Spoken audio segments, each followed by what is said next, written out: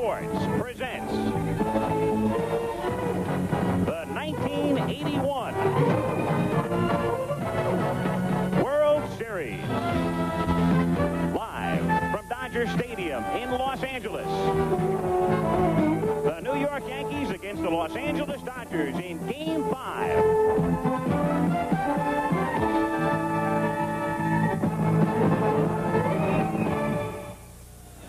Another perfect day weather-wise, another sellout crowd at Dodger Stadium as this ABC Sports presentation is being brought to you by Prudential. For life, health, auto, home, get a piece of the rock. Prudential Insurance. And hello again, everyone. I'm Al Michaels. Welcome to game number 5 at Dodger Stadium. I don't know how much you believe in the home field advantage. I know that these two teams feel very strongly about it because the Yankees won at home in games 1 and 2, but the Dodgers have come back to even the series by winning Friday and yesterday. So we're down to a best of 3, and the Dodgers at one point, down 2 games to nothing, are attempting to become the 8th team in World Series history to bounce back from that deficit. The starting pitchers today in Game 5, 2 lefties, Ron Guidry for the Yanks, Jerry Royce for the Dodgers. We'll be right back. Came in Friday night, Jim mentioned how the Dodgers have been slumping in postseason, hitting just .204, but all of a sudden they've exploded. Last 2 games, 13 runs, 25 hits. The offense back in gear, obviously. Well, they've done things that they did all year long. They came in here Friday night. They got a clutch 3-run home run from Ron Cey in the 1st inning. Yesterday, he got a key hit. Jay Johnstone pinch hit in the 6th inning with the Yankees ahead 6-3, put them within 1 by hitting a pinch home run way deep in right field. And then we have Davey Lopes, who's probably the catalyst. He's been getting on base, stealing some bases. And of course you've got Steve Garvey with 8 hits in the series already. And here you see in the 1st inning him single in right field, one of his first of 3 hits. And then one of the unusual high choppers we've seen, either in front of the Yankee infielders or over their heads. Again in the 3rd. And trailing 4-2, he doubles into the corner, eventually to score on Ron Cey's single to left. For the Yankees, of course, Reggie Jackson back in the lineup for the first time yesterday, 3 for 3 plus 2 walks. Dave Winfield, though, mired in a slump. He is 0 for 14 through the first 4 games of the World Series. But what has really done in the Yankees has been the mental transgressions, the physical mistakes, in particular defensively and on the base paths. Here's what happened yesterday. 4th inning yesterday, 1 out. Willie Randolph at second base. Batter is Dave Winfield. Ground ball left side. Randolph makes the fundamental mistake of trying to advance on a grounder to the left side. Billy Russell to Ron Cey, who runs him down, tags him out between 2nd and 3rd. Then in the 6th inning, with the Dodgers trailing by 1, Reggie Jackson having trouble with a fly ball by Davey Lopes. Loses it in the sun. Runs a zigzag route. Hits him in the chest. Dodgers go on to tie the game. Scores 6-6. 7th inning. Aurelio Rodriguez leads off for the Yankees with a drive toward the gap in left center. Pedro Guerrero goes a long way to cut the ball off in left center. Throw back into Bill Russell, getting the sliding Rodriguez. Rodriguez as he rounds first base. A slight hesitation, trying to beat the throw, then makes the mistake of not going to the inside of the bag.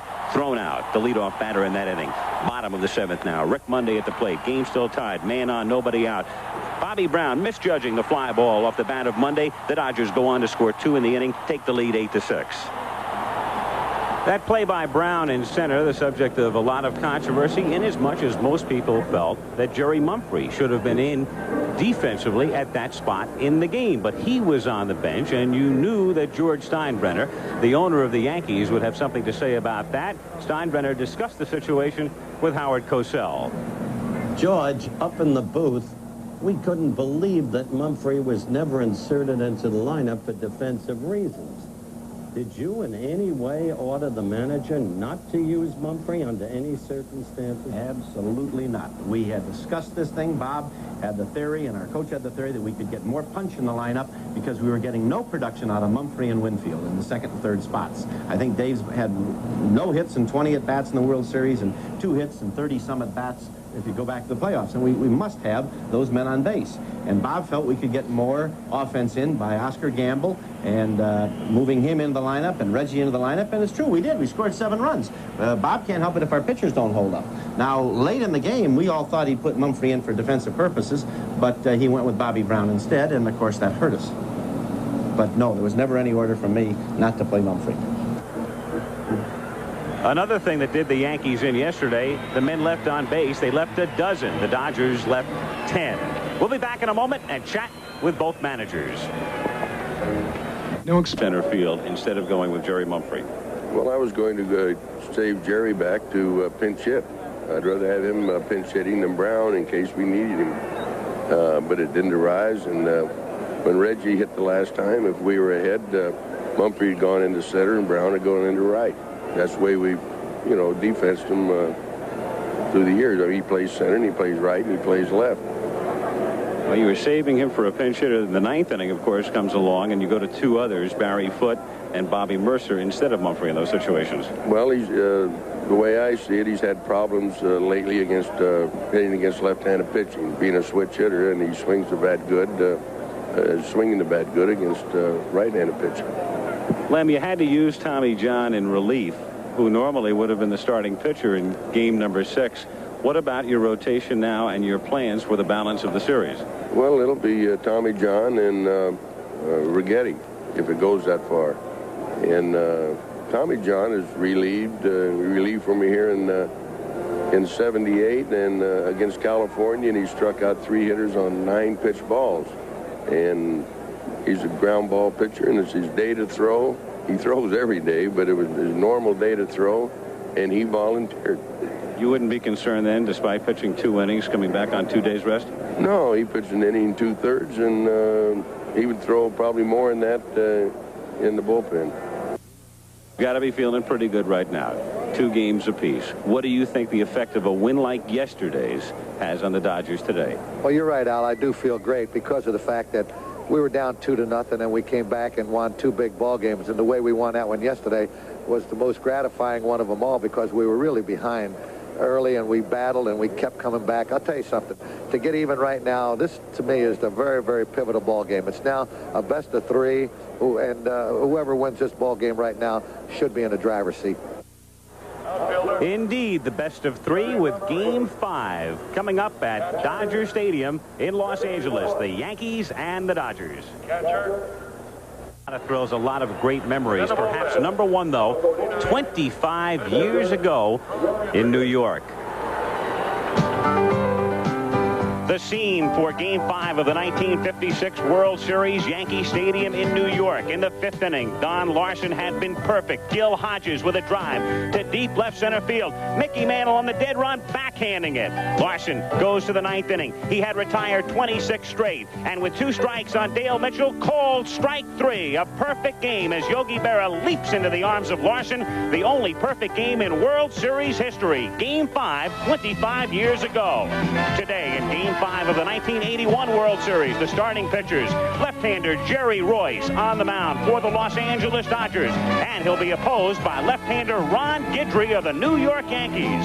Stay tuned for Game 5 from Los Angeles, coming right up.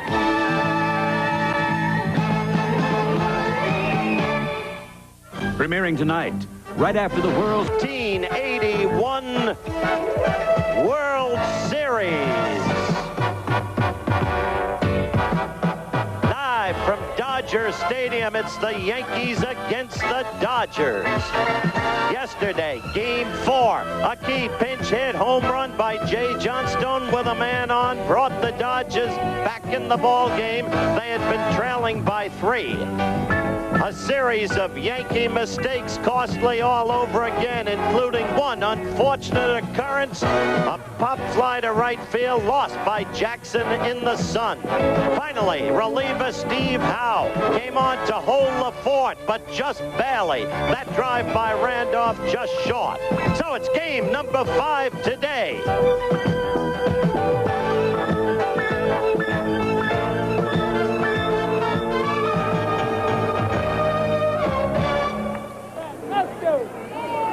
In Dodger Town, the fans are filled with a Dodger frenzy, and why not? Their team has come back to even. This ABC Sports presentation is being brought to you by Gillette Atra Razor. It pivots to continually adjust and hug every curve and contour of your face. Give it the pivot with Gillette Atra. By Miller Brewing Company, brewers of Miller High Life. If you You've got the time, we've got the beer. By Chevrolet, who invites you to see all the good things for 1982 at your local Chevy dealers. Chevy makes good things happen. And by Seiko and your authorized Seiko dealer. This plaque is the sign you can trust to get the best of Seiko. Hello again, everyone. Welcome to Dodger Stadium, game number 5, the 1981 World Series. No need to embellish the drama. The first 2 games were characterized by some media people as dull, but now they're scrambling to retract. The last 2 games have been as exciting as can be. Good matchup today, Royce against Guidry, maybe a 3rd straight wild game. In the meantime, we get ready now to go right down to the field, and our public address announcer, Mr. John Ramsey. And now, to honor America, here to sing our national anthem is the star of the National Company of Evita, currently in Los Angeles, Lonnie Ackerman, accompanied by Helen Dell at the Dodger Stadium Hammond organ.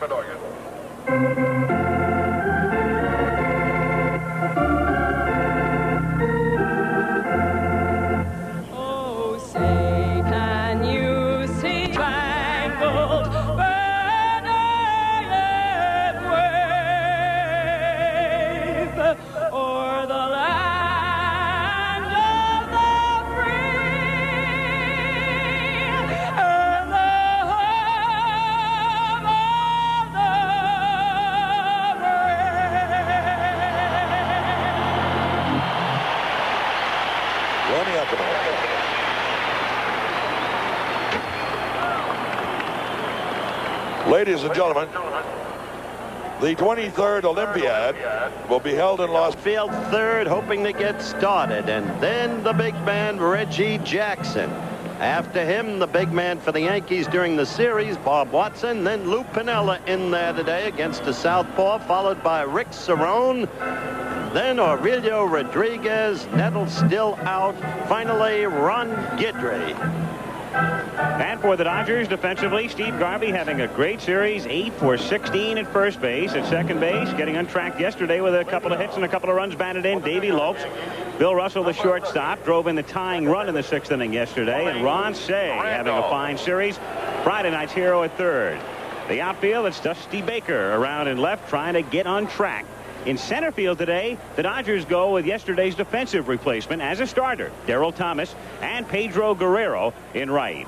Getting the start is Steve Yeager, starting for the 4th time in the 5 games. And on the mound, the starter in Game 1, Tuesday in New York, Jerry Royce. In Game 1, Royce lasted only 2 2/3 innings. That was the earliest he was knocked out this season.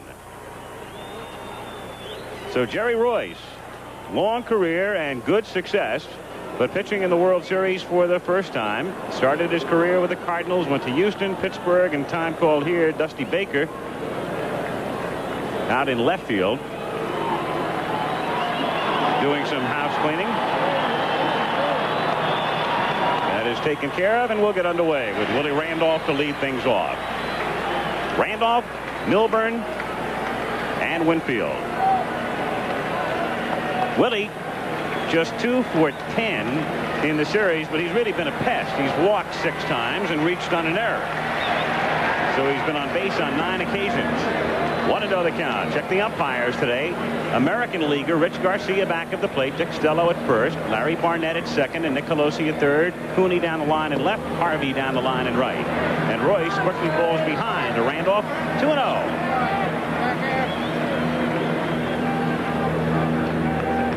We have an American League umpire behind the plate with the inside protector. Royce is going to have to keep the ball down to get some strikes today. If you characterize Richie Garcia, he, what I would say, is a hitter's umpire. He makes you throw strikes, and the hitters know that. Shot foul. 2 balls, 2 strikes to count. They talked about Friday's game being a twilight game, but as we pointed out in the 3rd inning, the lights had full effect on Friday. This will be a twilight game. Of course, we went to standard time last night. You can see where the shadow is already. And a good part of the game will be played in the shade. 3-2. There you saw the high fastball. If there's anything that you would say that Royce did wrong in New York in the first game was get the ball up in the strike zone. Randolph on a check swing. Bounces down to Garvey. Shovels to Royce, covering in time to get Randolph. One away in the first inning, and the man has shown up today. Yes, he has. Yesterday, Lasorda started to engage in some badinage with me, and I said, Frank here? He said, no, he'll be here tomorrow. And I said, you mean Frank Torrey? Larry Milburn. Lasorda's office is like a Sinatra museum. And an Italian restaurant. Larry Milburn, 4 for 14 in the series. Little chopper down to Lopes, who has to charge. Throw on the run. Two grounders to the right side, and quickly 2 down in the first inning. And up comes the man trying to get on track, Dave Winfield. Here an easy play for Davey Lopes. High chopper. Milburn does not run as well from the right side. 2 out and the base is empty. No score. This is the final game to be played here. Teams are off tomorrow. Game 6 Tuesday in New York. Game 7 if necessary Wednesday in New York. Dave Winfield not only 0 for 14 in the World Series, but he was hitless in the final game against Oakland in the American League Championship Series. So he's 0 for his last 19. 1-1. The thing about Winfield, though, he is not really a weak 0 for 14 in this series. Had a couple of shots yesterday that just missed going out. Well, he's developed warning track power. Everything goes to the warning track, but not over. That's a bad habit to have as a hitter. 1-1. He's got quite a seat. What is that? What is he doing up there? Back of the pavilion in right field. One way to get in. They're sold out. Winfield fouling it away in the count. 1-2. And there you saw the cut fastball Royce throws too. He throws one with the seams and runs away, and this is a fastball that sails in. He cuts it in on the right-handed batters. Tough pitch to handle. And if you're Jerry Royce and you go back over the first game that you pitched in New York and you criticize the problems that you had, you'd say, number 1, I got behind the hitters. Number 2, all my pitches were up. And so far, you've seen Royce do just the opposite. He's getting ahead of the hitters with a 1-2 count on Winfield. Made a good pitch on Milburn to jam him and get the easy roller to Lopes. And he strikes Winfield out. So Jerry Royce with a quick 1-2-3 inning. Didn't see many of those yesterday. After a half, it's the Yankees 0 and the Dodgers coming up. Is the catalyst. Being that again, Davey Lopes. Then Bill Russell, a big man yesterday. Steve Garvey, a big man throughout the series. Ron Say, the cleanup man, and a big man. Dusty Baker still struggling. Pedro Guerrero, always dangerous. Steve Yeager, who's been a stick-out throughout the series. Darrell Thomas, the versatile one. And finally, Jerry Royce, the pitcher. And quickly, the Yankee defense. Bob Watson at first base. He's been there for all 5 games. At second is Willie Randolph, the Yankee shortstop, in place of the injured Bucky Dent, doing a fine job in postseason. Larry Milburn. Again, Aurelio Rodriguez at third with Nettles out.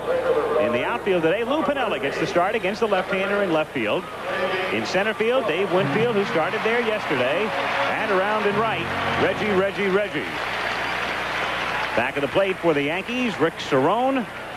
And the pitcher, Ron Guidry, pitched well in game number 1, giving up just 1 run, 4 hits, and 7 innings of work. Gossage picked up the save in game 1 on Tuesday. Ron's career World Series record is 3-0 with a 1.44 ERA. All of his starts against the Dodgers. No score, bottom of the first inning. Davey Lopes, the batter, looks at a strike.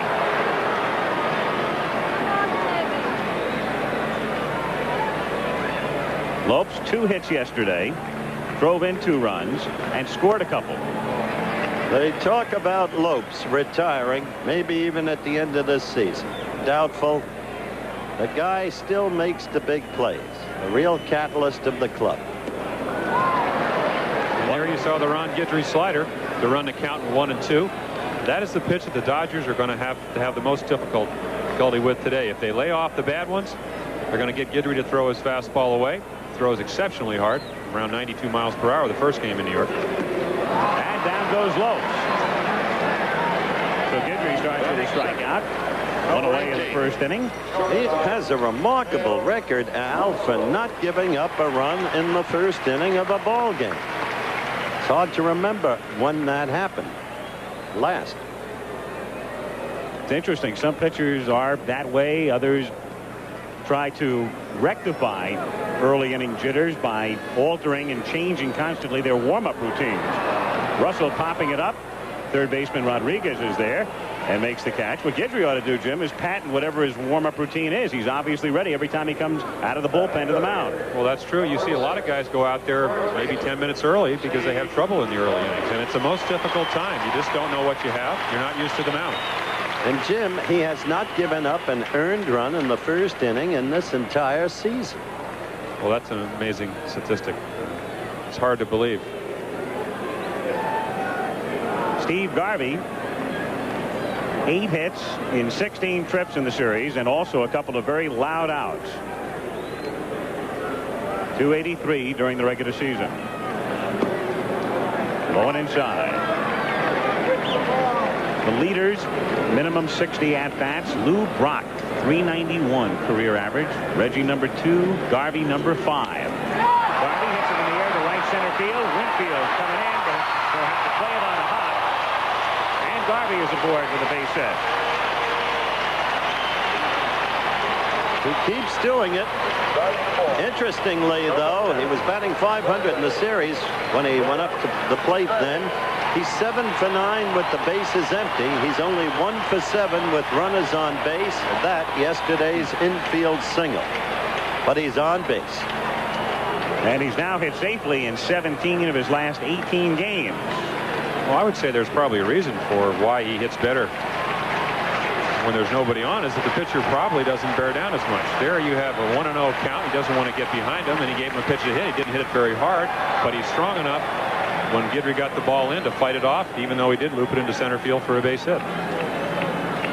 1 ball, no strikes, the count on Ron Cey. Cey, a 3-run homer in the first inning on Friday night. 2 games here have been wild. Well, they have, and the ballpark has a lot to do with it. And Ronnie Cey was saying that he really feels the ball is carrying as well as it is because of the warm weather they've had out here in Los Angeles. Check swing, appeal at first, and they get the call from Dick Stello. First base umpire said yes, it's a strike. You judge. And here you see a 1-0 slider. Cey's not just looking for a good pitch to hit. Doesn't want to swing at a bad one. Really can't stop his swing. Garvey at first base. 1-1 pitch is pop foul. Back out of play. And the count 1-2. Another warm day. Temperature in the mid-70s at Dodger Stadium.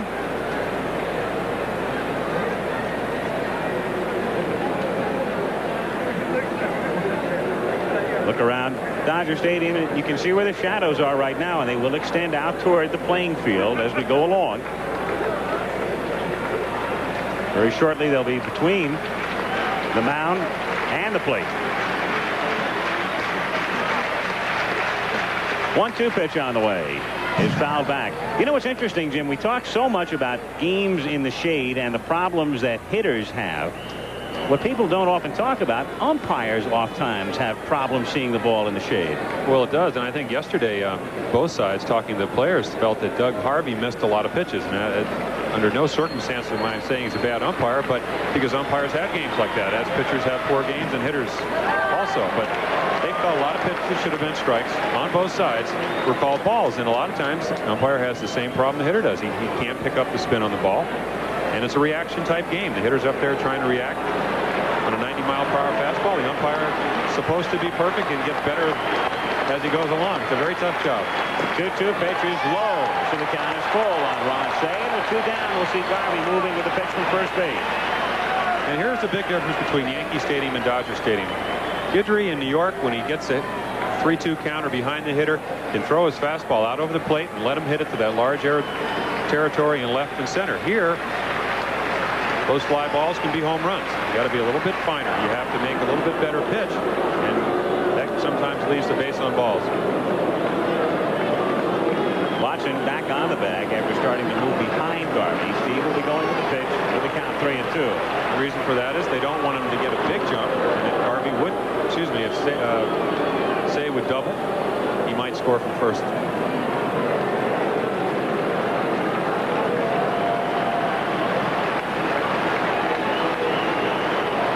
3-2 pitch to Say is shot foul. What was it George Steinbrenner said to me on Sports Beat? We're playing on a ping pong team.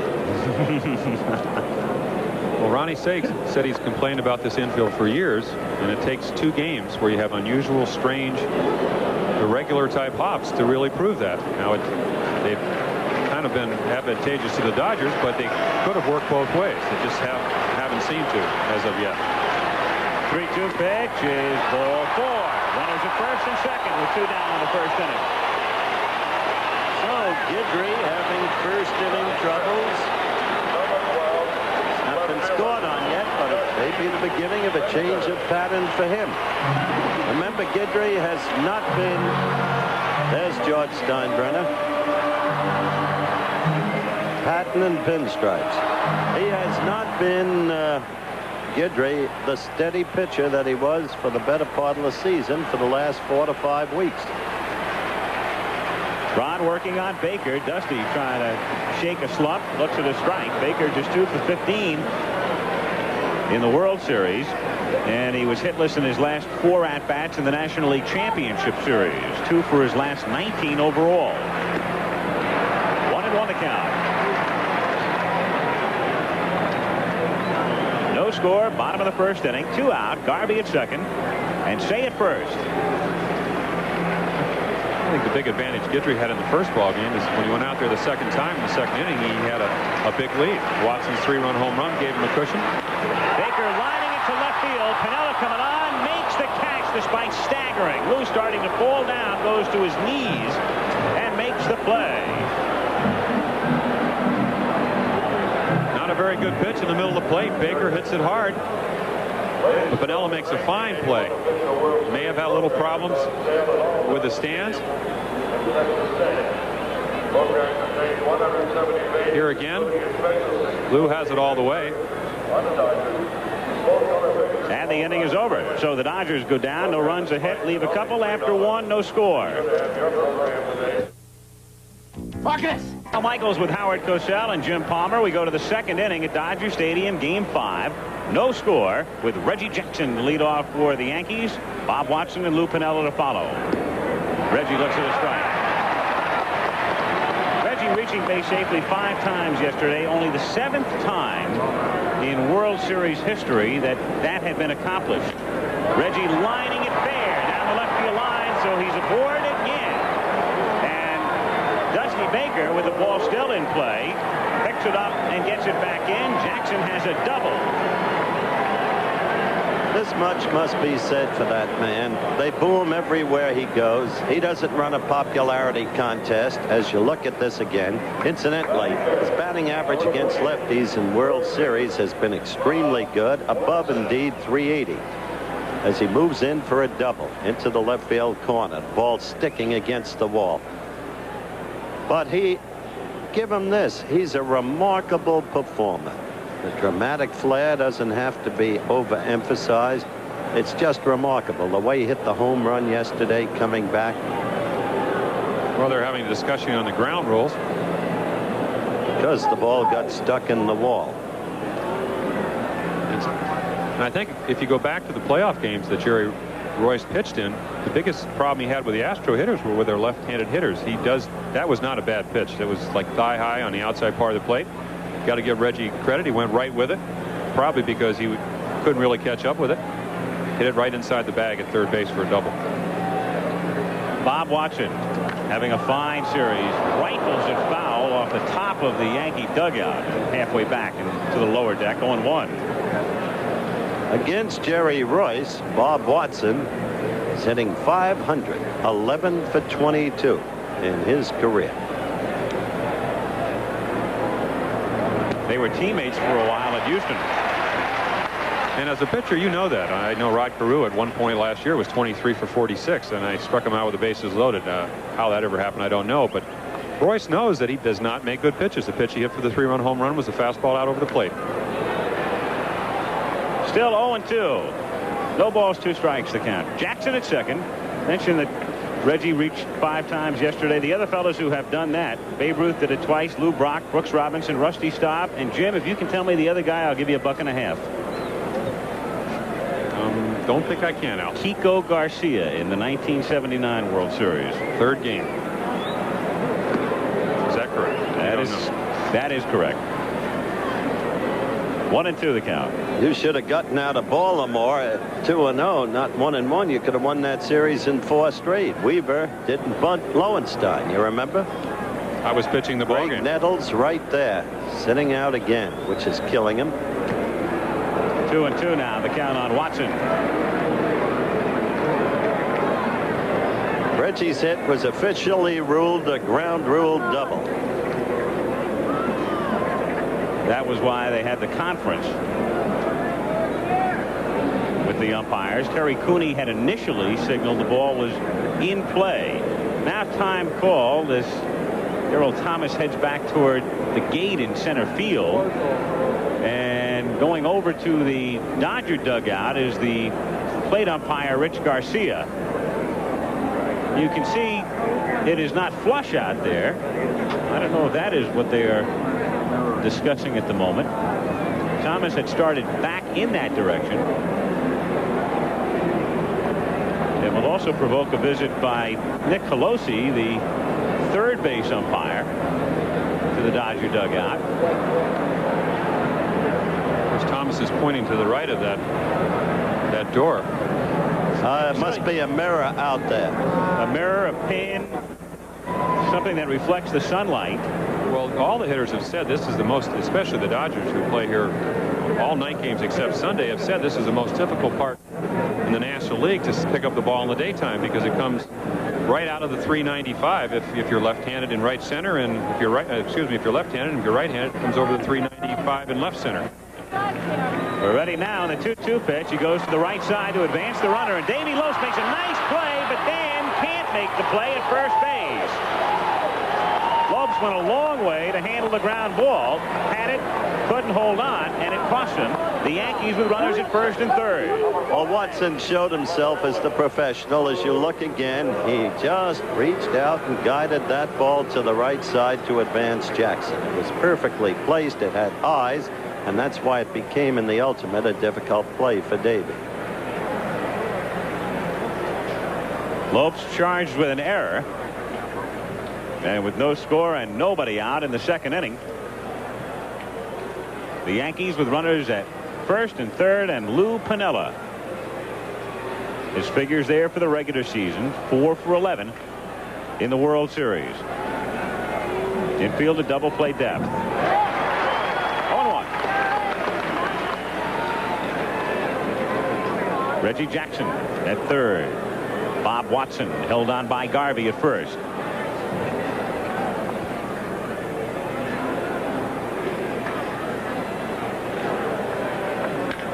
Grounded toward the hole. That's a base hit to score a clapping Reggie Jackson. And Watson pulls in at 2nd.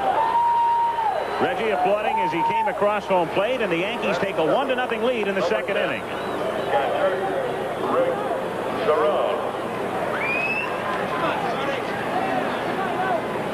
Lou Piniella will go to right when he has to and go to left when he has to. It was a high fastball, and Lou showed the quickness of his swing. If it was a ground ball, probably would have been a double play ball had it been at Russell, but it was in the middle of the plate, and he got out in front and pulled it in the hole.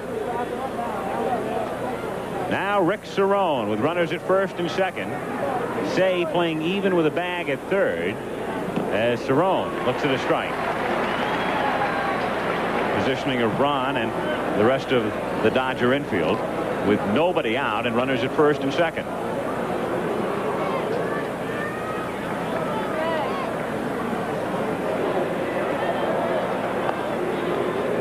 Strike 1 pitch. Chopper hit to Russell. He goes to Lopes for 1. Davey to 1st. Double play.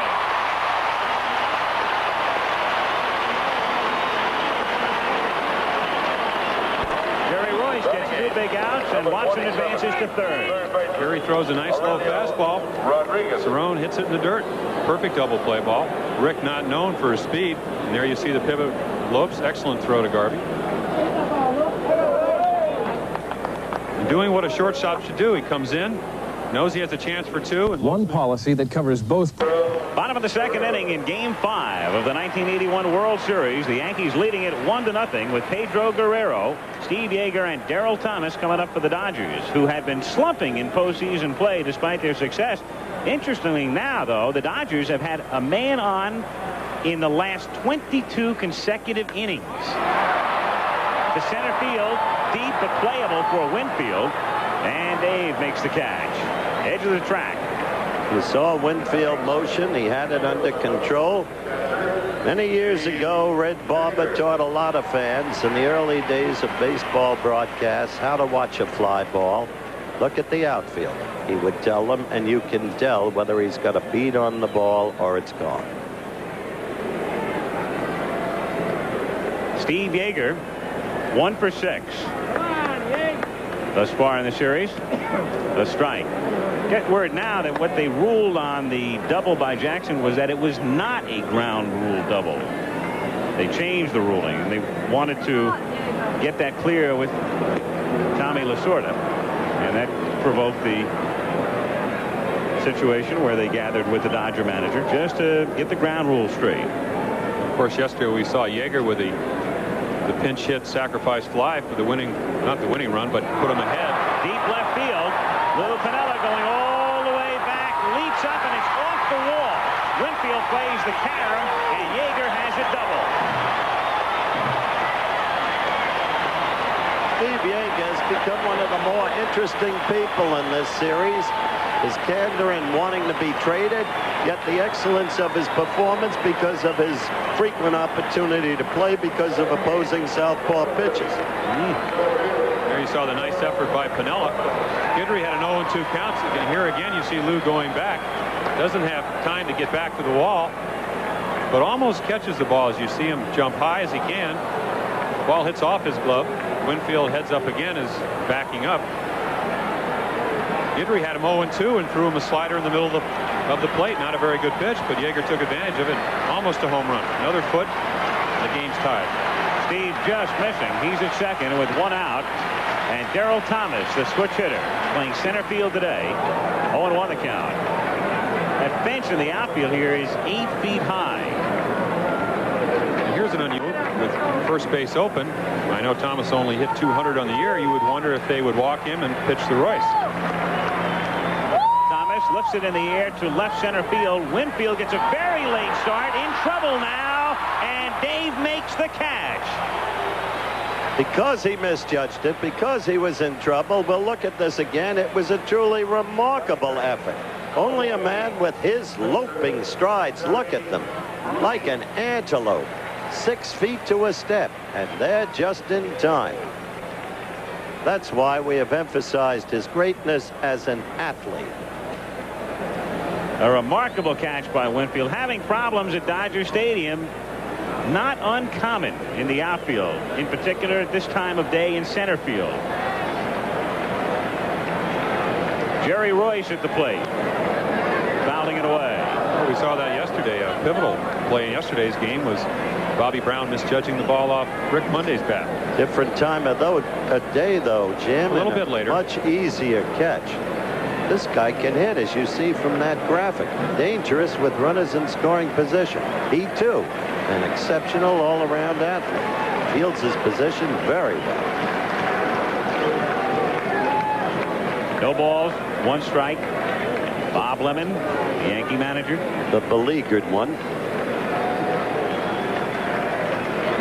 0-1 pitch. And the count 0-2. 2 out. Yeager with a double at second. So the Dodgers have now had a man on in 23 consecutive innings. You have to go back to the 4th inning of the second game when the Dodgers went out in order.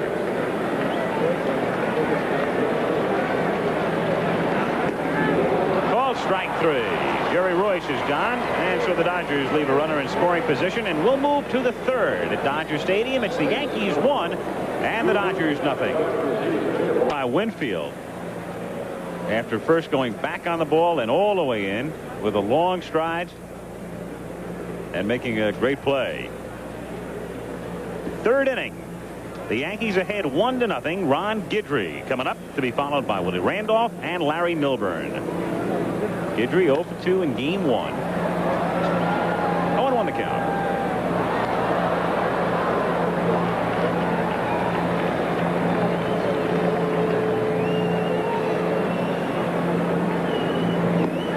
And quickly 0-2.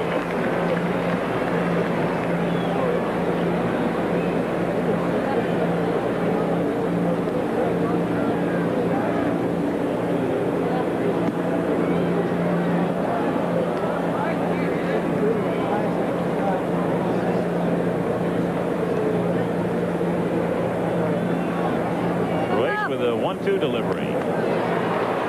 Yeager can't hold on.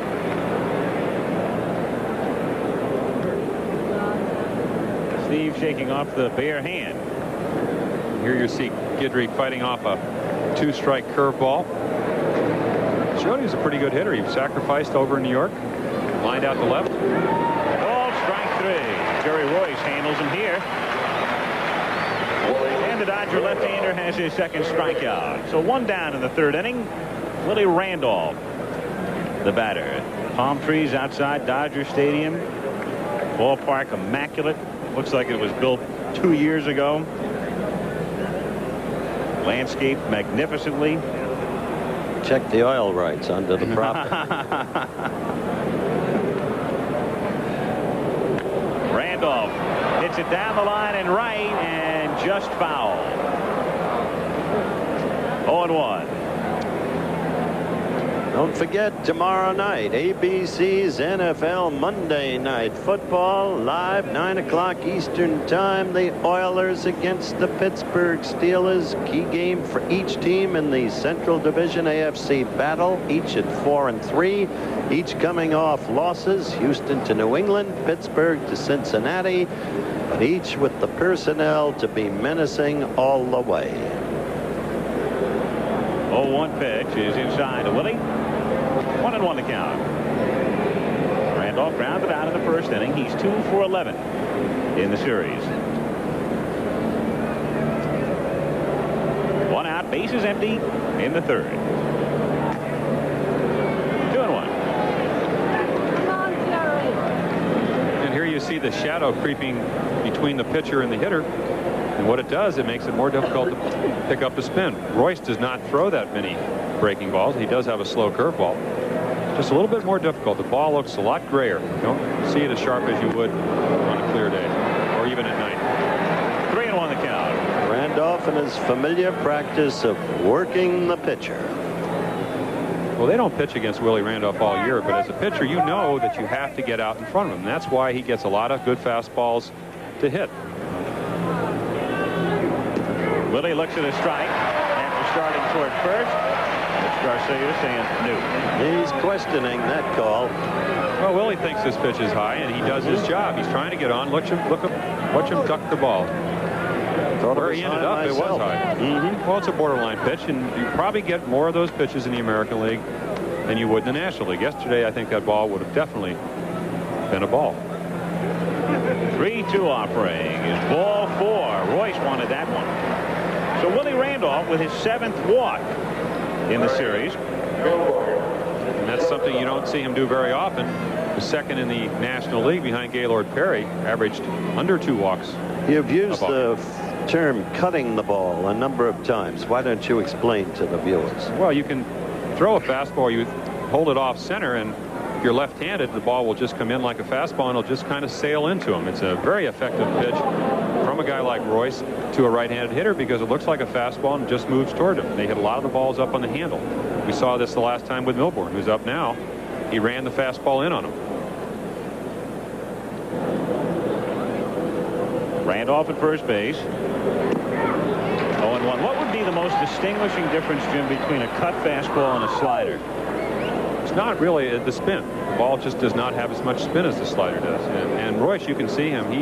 I don't think he feels very comfortable out there. A lot of his pitches are up in the strike zone. And for him to be effective, he has to keep the ball down, get that ball working down in the strike zone. Chop foul at the plate.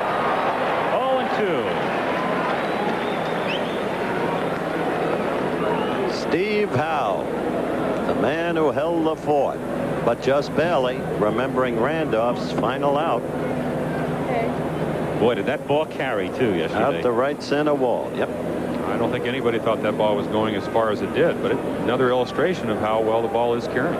Ron Say said, you look at the Friday night, a perfect example. You usually look up the third deck and you'd see dew, and not a whole lot of moisture on Friday night. Key pitch for Royce thus far in this game was the double play ball of Cerrone, when Cerrone hit to the left side and probably should have been trying to go right. 0-2 pitch is hit down the right field line, but foul. Hey, Johnny, you're growing old gracefully.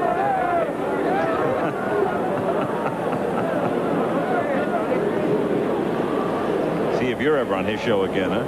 No, I told him that when we wrapped up the Burt Reynolds roast. Friar's roast in New York. Johnny was the MC. I was the wrap-up speaker. I laid that on him. And he agrees. Pitch outside. 1 ball, 2 strikes on Milburn. Well, you talked about the double play that Cerrone hit into. What Royce did at that point was stay away from the big inning. And he couldn't do that in New York. 3-run home run. Testimony to the way Royce holds runners aboard. Line into left field, and that will fall in for a base hit in front of Baker. Randolph pulling in at second. Hit number 3 off Jerry Royce. So Dave Winfield. Now, as George Steinbrenner openly said earlier on Sports Beat, Winfield is, in effect, he said, is paralyzing this team because of his failures thus far at the plate. There is George, obviously nervous. What he thought might become a breeze after the second Yankee victory has become indeed turmoil. Well, they need to win this game. It's not a must game because there could be 2 following this, but a hit from Winfield or a Winfield that's productive offensively would definitely allow them to score more runs. He's over-eager. You just saw it. He's swinging at every first pitch. You notice, Jim? Well, that's true, and as we said yesterday, he did that on numerous occasions. But also, I'm sure he's not seeing the ball well, either because of the shadows and the fact that he's slumping. Any hitter you ever talk to says when things are going bad, they have trouble picking up the ball coming out of the pitcher's hand, and there was a perfect illustration, chasing a bad pitch. 0-1 to Winfield. Chop to third. Ron Say goes to Davy Lopes for 1. Back on to Garvey, not in time there. Milburn is erased at second as Randolph advances to third. Winfield at first. Right fielder. And with 2 down, we'll see Reggie. Here you see a good pitch from Royce. Winfield chases. Say makes sure he gets 1. You'll see the throw, but Winfield has excellent speed, as we've said all during this series, and beats the throw to first. But still a big out in a situation where Winfield had a chance to open up the ball game. So in effect, he failed. Here's Reggie with 2 singles, a home run, a double, and a couple of walks. On base 6 straight times. Looks at a strike. 0-1.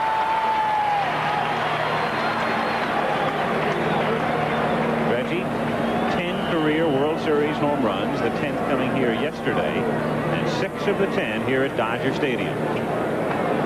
What people don't realize about Reggie, you can go back to a playoff game I pitched against him in 1971 where he homered to left field twice.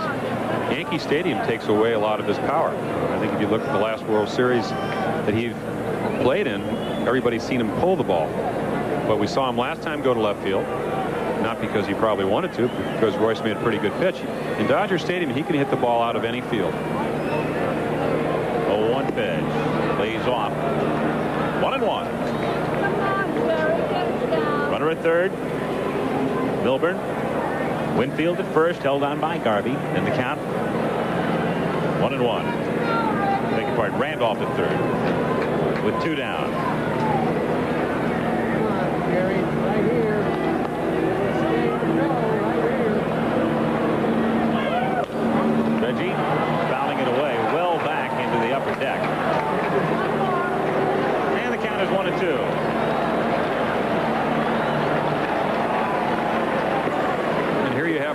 having the situation he wants. Reggie has to look for both the curveball and that fastball. Crowd starting to build with 2 strikes. They want the K.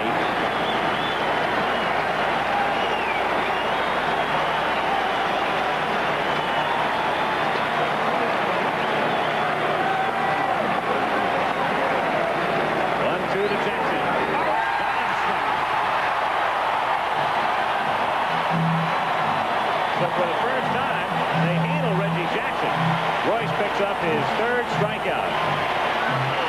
Here you see the fastball away. Perfect pitch. Reggie swings right through it. Big strikeout for Royce. Bill Russell looks at a strike, 0-1. Unless the magic one was then small enough to play midget basketball. No, that was Chet 40.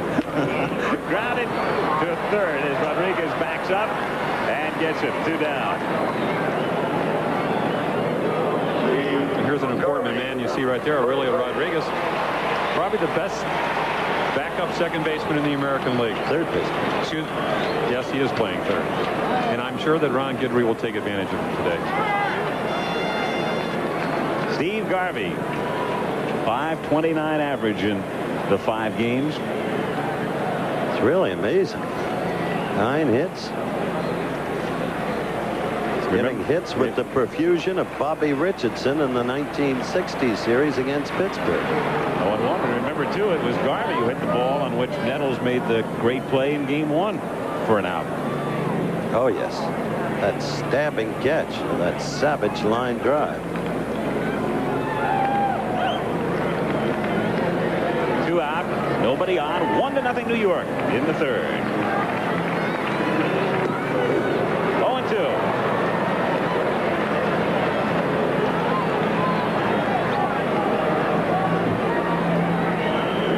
Saw Cerrone give a sign with 2 strikes, and Clyde King, the Yankee pitching coach, said the last thing he likes to see is a 2-strike base hit. Guidry started to hop off the mound. He really thought he had it. It was close. Well, that's where you ask the umpire whether it was high or was it outside, or was it both? Well, Ron thought it came in.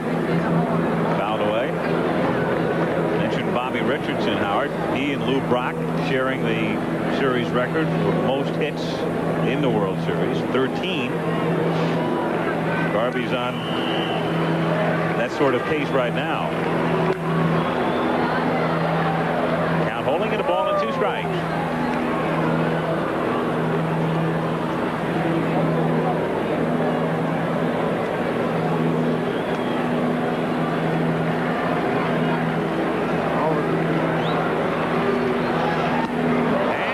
Battle of Steelers, Monday night on ABC. And from Dawtown, Ohio, who led the Dodgers, as we have told you, to their first World Series victory ever, 1955, and then 3 more after that. Remember when he became the manager? Could he handle Robinson? Could he handle Farilla? Could he handle Snyder? Some of the unbridled ones. Well, he did. Bob Watson leads off in the 4th. Not only did he handle them, but he handled all of them under 1-year contracts all the way down the line. Probably would have asked for a long-term contract if he didn't have players that could perform as well as they could. Never wrote a letter to Walter O'Malley the way Chuck Dressen, the late Chuck Dressen did, under the guidance of his wife, that got him fired. You saw Lou Piniella waiting on deck with a count of 2 balls, no strikes on Watson. Bob reached on an error in the 2nd inning. 3-0. Now you can see that the pitcher's mound and the plate area encased in shadow, but the ball is still coming out of the sunlight.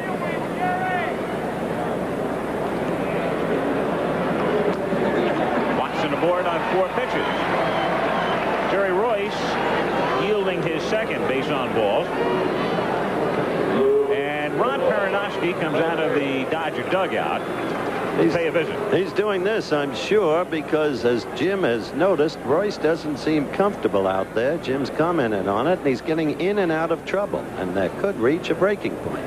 Well, that he is, but What makes it more difficult is when Watson comes up and hitting as well as he has and getting the 3-run home run, you have to pitch carefully. And as we said yesterday, pitchers are human. Some days you can make good pitches and some days you can't. Right now it seems to me that Royce is struggling. He's struggling with his control. And he's just getting a lot of the balls in the center of the plate. And I guess he felt that he couldn't do that to Watson and wasn't able to make a good pitch. Royce normally doesn't struggle with his control. Over the past 2 seasons, he's averaged just 1.6 walks per 9 innings. As Pinella fouls one away.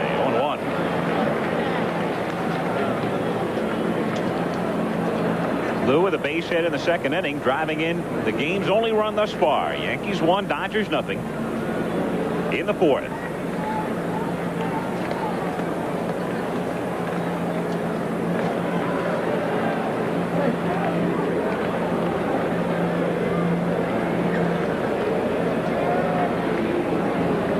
Held aboard by Garvey. We could possibly look for a hit and run, trying to get another runner in scoring position. Lou handles the bat extremely well. Royce keeping it inside on him. 1-1. Who was the best S. Stewart in the bullpen, the best hit and run hitter you've seen, Jim, in your career? Well, 1965, when I came up in spring training, Dick Grote played for St. Louis, who was excellent, I think, in the American League. Cookie Rojas, one of the best handlers of the bat I've ever seen, especially on the high pitch. That was a good pitch by Royce, my friend. And Lou way out in front, lunging at it. Well, that's the same pitch he hit in Yankee Stadium for the 4th run. Royce did not make a good pitch with his curveball. And that's the first curveball he's thrown for a strike all day today. That's basically what you can say about pitchers. When you make the good pitches, a lot of times you get an out. If you make a bad one, it gives the hitter a chance to get a better chance to really hit the ball. Pinella hits it down to Davey Lopes at second, drops it, and has only one play, and after hesitating, throws it into the Yankee dugout. So what started out as if it might be a double play, all of a sudden turns into 2 men aboard for the Yankees, and with the ball going into the dugout, the umpire is going to rule that Watson will be allowed to score, and Lasorda is going to come out and plead the case with third base umpire Nick Colosi. Judgment call, though. They're going to bring him back. They're going to bring him back to third. Tommy said, what is this? On an outfield throw, you get 2 bases, but Watson was going to second. And here Lopes is thinking 2. Now he's thinking 1, and he just doesn't get it. You can see that he doesn't get a good grip when the ball comes out of his hand, and then he makes a bad throw to complicate matters even worse. Now Bob Lemon pleading his case and getting the interpretation with the ball going all the way into the Yankee dugout. They'll send Watson back to third, and Pinella will be at second. They have given Lopes 2 errors on the play, and he now has 3 thus far today.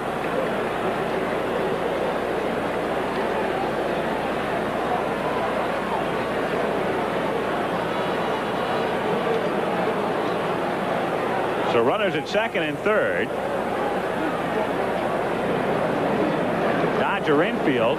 Russell is moving back at short with Lopes in at second, and Say about even with the bag at third. Cerrone hits one down to Russell, and despite Billy being back, Watson will hold at third as they get the out at first base. So Watson remains there with Pinella at second. That was interesting. Russell moved in as if he was going to play in, then kept looking into the dugout and kept moving back. And despite Billy being back, Watson holds at third. What's interesting here is the continuity of pattern. The Yankees blew scoring opportunities in the second, even though they got 1 run. They had a couple of men on base, nobody out, run in. Here comes the intentional walk. In the third, left a couple on base when Reggie himself struck out. And if they blow another one here, it'll be much like yesterday when they had nothing but men left on base through the early innings and just didn't capitalize. It's an interesting pattern. The walk to Rodriguez to load the bases. You could see Pinella. We had a shot of Lou, his frustration, as he went back into second, noting the positioning of Russell and the non-advancement of the Yankee runners. Well, I think that's a statement on Watson's speed. He and Joe Altobelli down at third felt that he wouldn't go on a ground ball at one of their infielders. I think he could have easily made it, but it's a decision you have to make before the pitch is going to be hit. You take your lead and you're kind of leading towards home plate, and if the ball's hit and you know where the infielder's position, you probably could have scored easily. As I said, the interesting thing there was that Russell looked like he was playing in and kept looking into the dugout, and as Royce went into his motion, Billy moved back a couple of steps. Be that as it may, the Dodgers have been capitalizing on Yankee mistakes. The Yankees have not been capitalizing on Dodger mistakes. Ron Guidry. Guidry bluffing a bunt. 1-0.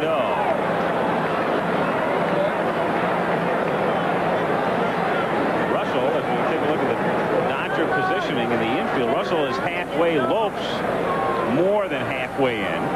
Garvey even with a bag at first. Laying down the bunt. Fielded by Royce. Comes home to Yeager for the force.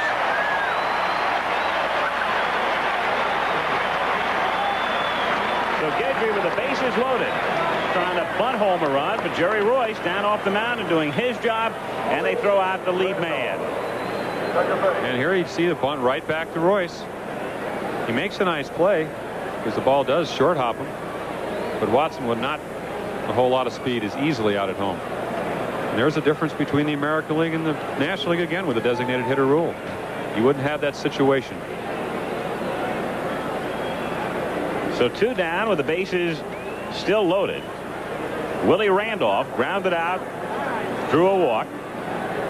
2 for 11 in the series. This is a tough batsman, but let me tell you this. The Yankees, if Royce gets out of this, it'll certainly have an effect on the Yankees. Not one you'll read immediately on the scoreboard, but certainly on their psyches. 1-0 the count. And here we'll see if Royce respects the fact that Randolph is willing to walk. We'll see if he gets a good pitch to hit. Bases loaded, 2 down. Grounded sharply down to Garvey. Stays with it. Does it himself. And the Yankees have already left 6 men on base. I'm sure Steinbrenner noting that in his scorebook. After 3.5, it's the Yankees 1 and the Dodgers nothing. Go to the bottom of the 4th inning at Dodger Stadium. The Yankees on top 1-0. Series even at 2 games apiece. Game 6 in New York on Tuesday night. If a 7th is necessary, Yankee Stadium on Wednesday night. 1 run, 3 hits, and no errors for the Yanks. No runs, 2 hits, and 3 errors, all by Lopes for the Dodgers. But again, the Yankees unable to capitalize. Give credit to this Dodger team. Give credit to Jerry Royce. He's working out of trouble consistently, may yet put it all together and blow them down. And now the difficult Ron Say. Say, Baker, and Guerrero. 0-1. Say walking in his only appearance thus far today.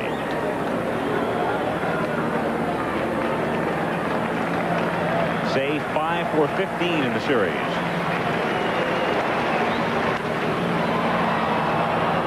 Curling foul. Out of play. 0-2.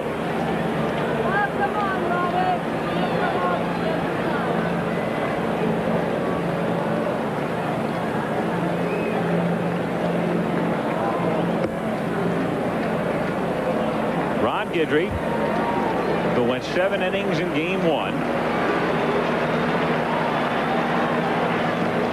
Though 1-2 the count. Guidry, and it's been pointed out often, not completing any games this season. And of course, a good reason for that is the man named Gossett. Curling foul again, out of play.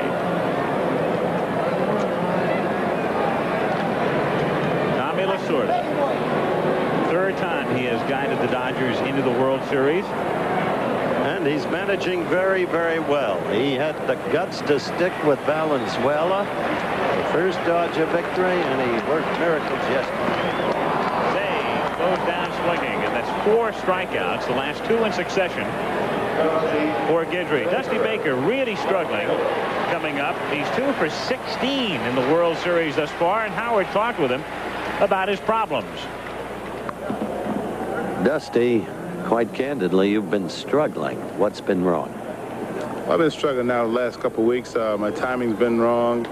My balance has been wrong, and I've been struggling to find my balance and my timing. And those are the two most important parts of hitting, because when they're off, your speed of your bat's off, your depth perception's off, when to swing, and basically that's it. And you know, hopefully today I'll get going, because I feel very positive, and I know it's just a matter of time until I hit. Baker 0 for 1 today. Well, he did hit a line shot in that one turn at bat when Piniella made the staggering catch with his knees. Got good wood on it then. So maybe he's right. Maybe he'll come out of it today. 1 ball, 1 strike to count. 1 out, bases empty. Just laying off, and the pitch missing for ball 2. Had an urge, but held. Well, that was the second changeup that Guidry's thrown today. There's Jerry Royce. Did really pitch himself out of a jam last inning. Made some good pitches. He's a competitor. 2-2. Can't find a nicer guy than Dusty Baker. We used to come north with the Atlanta Braves when he played with Atlanta. He and Ralph Carr and people like that. Outstanding, not only outstanding players, but super guy. Johnny B. Baker Jr. Problems continue, and meanwhile Guidry has struck out 3 in a row and 5 in the game. 2 down. And like Dusty said, he has a real big swing, so a lot of things can go wrong, and when you're struggling you don't see the ball. Guidry made an excellent pitch with his slider there, and things just compound each other. But you touched on something the other day when he damaged his wrist up in Montreal, and this may be an aftermath. He's not feeling comfortable up there. He's being off rhythm, may be an aftermath of that. Subconsciously trying to protect the wrist. Pedro Guerrero 0 for 1. 0-1 count. Guidry with 3 successive strikeouts, 5 in the game, and he has set down 7 in a row and 8 of the last 9. 1-0 Yanks. 2 out. Bottom of the 4th. Goes after a bad pitch, and the count is 0-2. But real bad. Well, it's almost the same pitch he hit deep to center field. If you characterize the Dodger team, they are free swinging. But the only guy that really has a whole lot of patience is Ron Cey. Guerrero was up there to hit the high fastball. He's a much better fastball hitter. And started him off with a slider, and then he chased the high, bad fastball. And there you saw the slider again. Ron Guidry has struck out the side. He has struck out 4 in a row, 6 in the game. We've played 4, and it remains the Yankees 1 and the Dodgers nothing. Want to tell you about a new show tonight. Don't miss a special 2-hour premiere, an exciting all-new dramatic series that has been inspired by FBI cases. It's called Today's FBI, beginning tonight right after Game 5 in the Eastern and Central time zones. And here on the West Coast, you'll see it at 8 o'clock. Today's FBI. Larry Milburn to lead off in the 5th inning and looks at a strike. Milburn, Winfield, and Jackson with the Yankees ahead 1-0.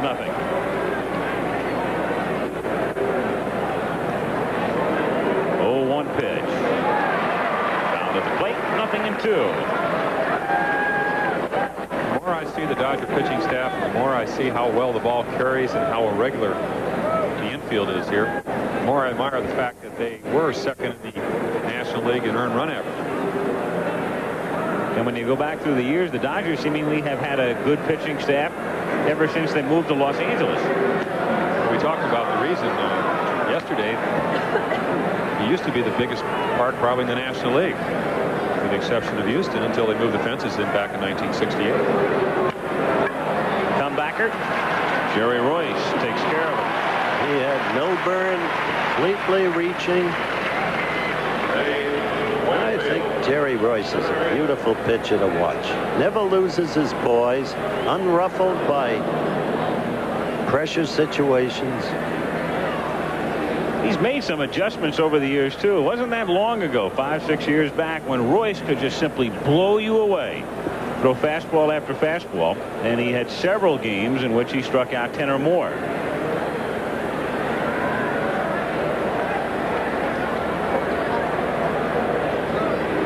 Winfield 0 for 2. 0 on the count. Well, that time he did not swing at the first pitch. And he's lucky he didn't. First time this game. As you said during the series, he likes to get his arms extended. And they're keeping the ball down or they're pitching him in. Line to left field, and he finally gets that elusive first hit. So Dave Winfield 0 for 16 in the series thus far with a base hit. There you see it. I think he wants the ball is what it is. Dave said, give me that ball. I've been waiting to play in a World Series. I want the ball.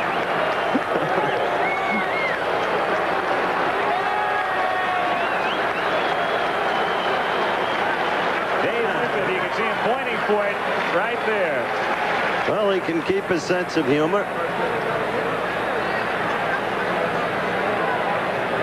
So they'll put it away for him. One for the trophy case, and here's a man who's got about 9 shelves worth of balls from the World Series, or should have anyway.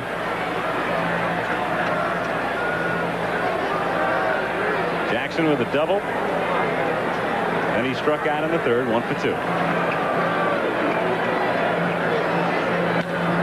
Reggie hitting it in the air, curling foul, and well back out of play. I thought Jim made a very important point. There's Winfield getting the ball again. When he talked about Reggie's ability to hit it out in all directions here, there's his elation at finally getting his first World Series hit. There it is. Jim and I saw Reggie hit one out left field in the '77 series here. Jackson, a chopper to Lopes. Davey to second for 1. Back to first, double play.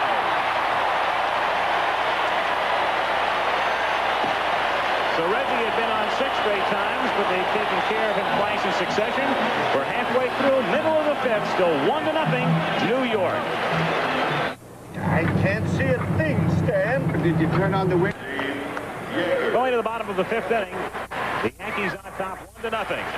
Cleveland over Baltimore. Look at the day Brian Saipat, 42-28. New Orleans upset Cincinnati. Buffalo beats Denver. And Detroit beats Green Bay. Steve Yeager leads things off for the Dodgers. 0-1 the count. Other scores. Oh, Dallas trying to beat Miami. Minnesota falling to St. Louis. Oh, what a league this year. Washington upsetting New England. The 0-1 to Yeager is taken high. 1-1. The Giants beat Atlanta in overtime. How about that? As Mel Allen would have said, the Bears leading San Diego. Yeager popping it up. Rodriguez there on the left side. 1 out. That ends 1 string for Guidry. He had struck out 4 in a row, but keeps alive another. He has retired 9 in a row. Seattle beating the Jets, as they almost always do. I think Pete Rozelle may have achieved his dream. The Eagles constant beating Tampa Bay. He may have achieved an utterly mediocre league. Look at Oakland, 17-0 over Kansas City, and San Francisco beating the Rams. They know about that here in Dodgertown. They're not happy. Thomas taking low, ball 1. The thing about Ron Guidry is that the Dodgers hitter, after facing him in the first game, really felt he changed speeds a lot more than he did back in 1978. And first batter of this inning, Steve Yeager. He homered off him in New York on a high fastball away. He doubled, almost a home run here on a high slider. And that time he came back with a changeup, something that Yeager hasn't seen. Got him to pop to third base. We're seeing the Ron Guidry of 1981 at its best right now. A strike and the count 1-2. We may not have seen him at his best necessarily in game 1, but still he got the job done. 7 innings. Gossage came on. Davis and Gossage. Gossage did the exactly. positive job. Dave was walking 2 in that game. 2-2 the count. Darryl Thomas 0 for 1 today and 0 for 3 in the series. Switch hitter. We just saw an interesting thing, Jim, that you, as the great pitcher you are and have been, know very much about. Ron knew that he was beginning to work too quickly. He walked off to the back of the mound, steadied himself, paced himself, came back after having thrown 2 straight balls to Thomas. Well, he made 2 pitches he didn't want to make, and I think the thing that pitchers do most is hurry up, and that can get you into some trouble. Thomas down on strikes. So Guidry now with 7 strikeouts. Has struck out 5 of the last 6. Guidry this season averaged 7.3. He was 3rd in the league per 9 innings. It's really per 7 innings. I know Clyde King, the pitching coach, says that he doesn't send his pitchers out there to pitch 7 innings, but you know when they have a record of something like 55 out of 58 of leads they've gone into late inning ball games, you know the pitchers on the Yankee staff know if they go out there and pitch a good strong 7 innings that Gossage is going to come in and do the job for them. Jerry Royce 1-0 the count. So this game in stark contrast to what we have seen in games 3 and 4. Pitchers duel today. Ball 2 to Royce. But still a tough, tense, tight ball game which can change with just 1 blow. Well, as a pitcher, you know, 1 mistake can mean the ball game. Got the corner, 2-1. It's a far cry from the game that Guidry pitched in New York, where he had a 5-1 lead, going really into the 7th inning. Royce laying off, and the pitcher's away, so he's 3-1. 3-1 on the opposing pitcher. Davey Lopes on deck. Goes back again, Jim. Settle down, steady himself. Well, there's a reason for this, possibly, Howard. He's faced 8 straight right-handed hitters, and all of a sudden you have a pitcher come up that's standing on the other side. That's one of the best points yet. The value of an alternating lineup. 3-2 pitch is fouled away. Frequently, if a southpaw faces a totally right-handed opposing lineup, he can get a bead on an outside corner and stifle the opposition. Jerry Royce takes ball 4. As Cerrone was on his way to the dugout, so was Guidry. Second walk given up by Guidry. Here you see the 3-2 fastball. He wants to throw it down the middle. Jerry Royce, being a rather tall guy, just a little bit low for ball 4. You know what I have in mind, Jim? Back in the 50s, when the Yankee-Dodger World Series rivalry was in its prime, the Dodgers had a predominantly right-handed hitting lineup. Reese, Ferrillo, Robinson, Campanella, Hodges, all of them. And they had their greatest troubles against slow-balling left-handers who would get a bead on that outside corner. Examples, Johnny Schmitz, Kenny Heinzelman. Davey Lopes, the batter. 1-0. You saw the ignominious graphic. What Davey has done with 3 errors today and 5 in the series, tying the all-time World Series record for second baseman. Kenny Raffensperger was another.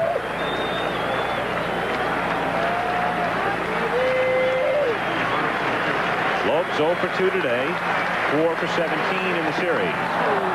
1-1. And there you saw Lopes helping him out, swinging the ball out of the strike zone. Certainly did. But that's the difference between the Dodgers leadoff man Lopes and Willie Randolph for the Yankees. Lopes walked 22 times this year. Randolph, not even having a good season, walked 57 times. A little bit different. Davey, after hitting 26 home runs, wants to hit that pitch. 1-2 the count. Interestingly, Royce, who did not walk once during the regular season, draws the walk here. Jerry at first base, and Watson is playing well back of him with 2 down. You see the positioning of Bob with the count 1 ball and 2 strikes now on Davey Lopes. Chop to Milburn. Comes up throwing and dug out by Watson. Good play at both ends. No runs, no hits. Leave 1 through 5. Still Yanks 1, Dodgers nothing. Back in Los Angeles after this commercial and a word from our local stations. This is still anybody's ball game. A 1-0 game. Anything can happen. I remember 1947, the World Series, and maybe you do too. Harry Lavagetto, they called him Cookie, pinch hitting bottom of the ninth, 2 out, 2 on. A no-hitter for Bill Bevins up to that point. Lavagetto out to right field, off the tricky Ebbets Field wall. Both runners scored. The Dodgers won the game. Then in the 6th game, a tremendous blow by the Yankee clipper Joe DiMaggio. But look, little Sean Frito, and DiMaggio disgusted. That was some series, Mr. Michaels. Back, whoa, doctor, on that catch. Red Barber calling it. Bob Watson in the 6th inning. Yankees ahead 1-0. 0-1 the count. Like the way you said that tricky right field. It was both concave and convex, and Tommy Henrik watched that ball and struggled with it. Hit the sign, win a suit, and what a beautiful shot from the Goodyear blimp. Goodyear blimp Columbia, there it is. High above Chavez Ravine. You know who scored the winning run that game? Let me take it. You know. Eddie Mixus. Eddie Mixus. Mixus will fix us. That was the motto in those days. Jim was going to say Kiko Garcia.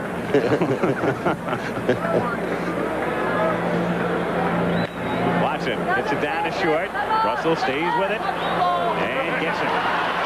Rose pitching him beautifully with the change of speed. Bob out in front. Well, he can do that when he gets ahead of the hitter. So last couple innings, he's making much better pitches, what we would call from a pitcher's standpoint quality pitches.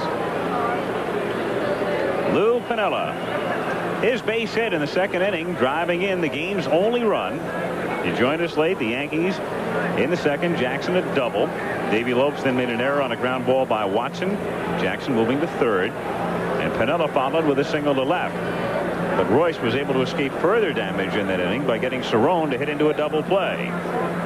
Yankees lead 1-0, but the Yanks have also stranded 6 through 5.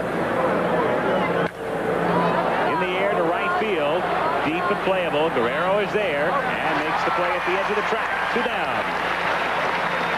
Tommy Lasorda's wife. Lovely lady. Yes, she is. And here's the man who's been, if the Yankees have a non-hero, if not quite a goat today, this would be he, Rick Cerrone. Got up with men on 2nd and 3rd. Quickly hit to the shortstop, never scored a runner. Then, first time up, hit into a double play with 2 on. 0-1 the count. But on Sports Beat, Steinbrenner unhesitatingly said Cerrone will be back. Earlier, there had been rumors of a trade. But Rick has played very well in postseason play generally, and he'll be back. Line to left field. Dusty Baker is right there, though, and makes the catch. So Cerrone gone. Yankees gone. 1, 2, 3. They go in the 6th. We'll go to the bottom of the 6th with a score. The Yankees 1 and the Dodgers 0. Al Michaels with Howard Cosell and Jim Palmer as we go to the bottom of the 6th inning. Game 5 of the 1981 World Series. The series tied at 2 games apiece. The Yankees leading here 1-0, and the crowd coming to life with Russell, Garvey, and Say facing Guidry here in the 6th. Bill Russell takes 5, all 1. Key inning, it seems to me, for Guidry because of his tendency during the season to begin to weaken from here on out. Right, Jim? Well, it is. He's coming right into the middle of their lineup, and to me, it's a key inning, but it's also very important to get Bill Russell out because you have Garvey following. You've had Say behind him, and even though Baker's not hitting, always a threat. In there for a strike. That pitch was Guidry's 72nd of the game. And only 21 of them have missed the strike zone. Russell hits it in the air to left center field deep. Piniella on the move and makes the catch on the run on the track. He got pretty decent wood on that pitch. Well, again, it's probably because Guidry realizes 2-1. He doesn't want to walk him. That's right. Fell behind. But there's Piniella on the catch. Not a particularly difficult catch. Lou's a very underrated outfield. His job in the course of the American League is mostly to be a DH, a designated hitter. But if we go back to 78 in the playoffs and in the World Series, made some great plays. Garvey gets fooled. Half swing strike. 0-1 on Steve. 1 for 2 today and 9 for 18 in the World Series.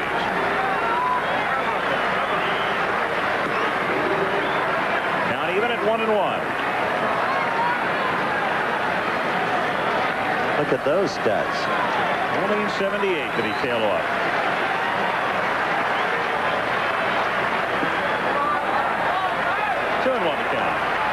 Nobody's perfect. That's right. Well, if you go back to 1978 and if you watch the game, it seemed to me that he was not very patient at the plate. The fact that they pitched him very well, and as Dave Winfield started swinging a lot of bad pitches. 2-2. Ball is really dipping. Well, that's his slider, and when you can throw a 2-1 slider and you can throw it in that particular spot, you're going to be very successful. That's why he has 7 strikeouts. There you saw another one.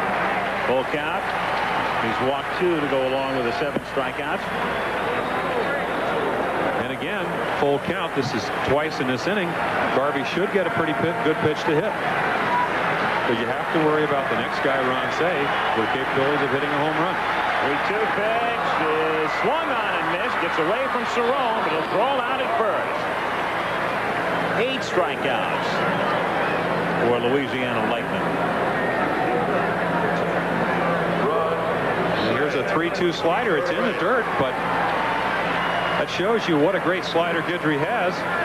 Garvey heads up, sees the ball bound away from Cerrone. Rick has an easy play. Makes a strong, accurate throw to Watson at first. 2 away. The Dodgers hitless since the 2nd inning when Yeager doubled with 1 out. Their only other hit, a single by Garvey in the first. His little poison. Ron Say, 0-1. Used to call Paul Wayne a big poison, Lloyd Wayne a little poison, but they were both little fellas. Built in the manner of Ron Say, Paul was. Well, you can see that Ron Say, you can look at his legs. That's where he gets a lot of his power. And his forearms are rather massive. 1-1. Bob Turley lost that game in 10 innings to Clem Labine on a savage line drive over Enos Slaughter's head at Ebbets Field. Say hits it sharply down at third, blocked and recovered by Rodriguez. Strong throw gets him. Aurelio gets in front of it and makes the play. One third baseman throwing out the other. Hard ball hit right at him. He gets right in front of it, as you said, Al. And here you'll see a strong arm. Nice throw to Watson. Aurelio going down on one knee, keeps it in front of him, has time to throw him out, and the Dodgers are gone in order. We'll go to the 7th inning at Dodger Stadium. 1-0 Yankees. We'll open your Quickly paced game. Quite in contrast to games 3 and 4, we move along to the 7th inning of game number 5. Yankees 1, Dodgers 0. Aurelio Rodriguez, Ron Guidry, and Willie Randolph to face Jerry Royce. Rodriguez 0 for 1. 0-1 the count. This is one of the big second guess yesterday. Pinch hitting Barry Foote for Aurelio in the 9th inning, striking out on 3 pitches. Rio had 2 hits at that particular time of the ball game. There were a lot of second guesses yesterday. Well, as Al said, a second guesser's paradise. I suppose if Foote had gone up there and homered. That wasn't one for the Art Museum yesterday, but people will be talking about that game for a long time. I'm still looking for Mumford.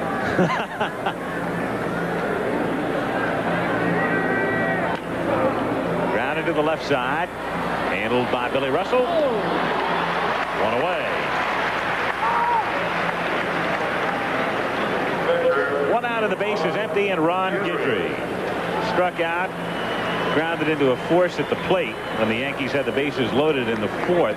Actually bunting into the force at the plate. 0 for 4 in the series.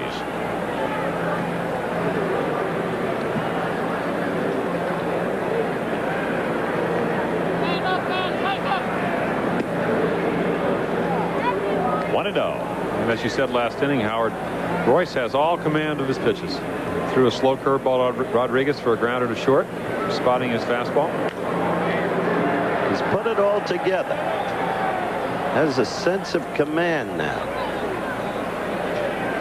Although that graphic is interesting, it would betoken a weakening in the late innings. 1-2 on Guidry.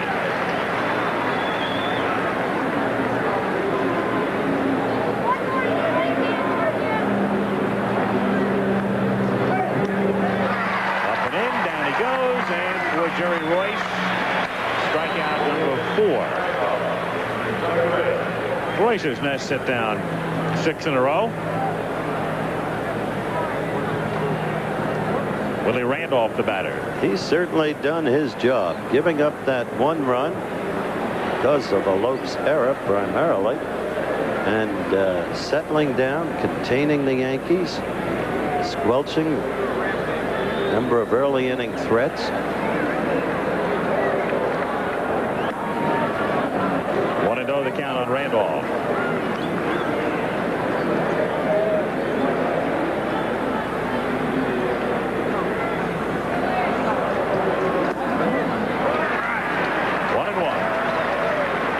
Again, you see Willie a little bit disappointed with that pitch was called a strike. But anytime you're 10-4 and you have a 2.29 ERA on AstroTurf as there is in the National League, and Astro Clay here, again, there you see the high fastball. Not a pitch that Randolph wants to hit. You have to be an outstanding pitcher. The game he pitched against Ryan, the final game of that Astro series, was a beautifully pitched game. Grounded down to Russell. Ball hitting the side of the mound, and Billy throwing him out to retire the side. So Jerry Royce continues to do the job, showing no signs of weakening. Set down 7 straight. Middle of the 7th inning, still 1-0. Like Reggie Quisenberry talking baseball. Carew and Gaylord Perry, Seaver, Garvey, Schmidt, and Ryder Blue. If Cooperstown is calling, it's no fluke. They'll be with Willie, Mickey, and the Duke.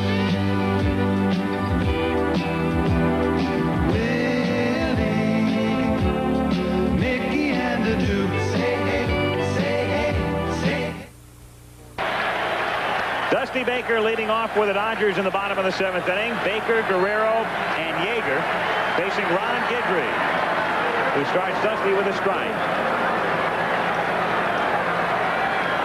Guidry yielding just 2 hits, both coming in the first 2 innings. Baker a chopper foul by Danny Ozark in the third base coaching box, and the count 0-2. There are any number of Yankee fans here, and the one thing they don't want to see is a chopper going down to third base. They're psyched out, even if the Yankees aren't. Yankees 1, Dodgers 0. 0-2 on Baker leading off in the bottom of the 7th inning. Half swing, comes around, down he goes. 9 strikeouts for Guidry. Both pitches seem to falter in the late innings, if one can believe the statistics. And here we see for the 9th strikeout, a slider heading to count 0-2. Baker has to chase it. A little bit out of the zone. Excellent slider for this 9th strikeout. Guerrero looks at a strike. 0-1. What Guidry is doing, he's establishing his fastball because he's got an excellent one. And it looks to me that he's got his best slider in the last month.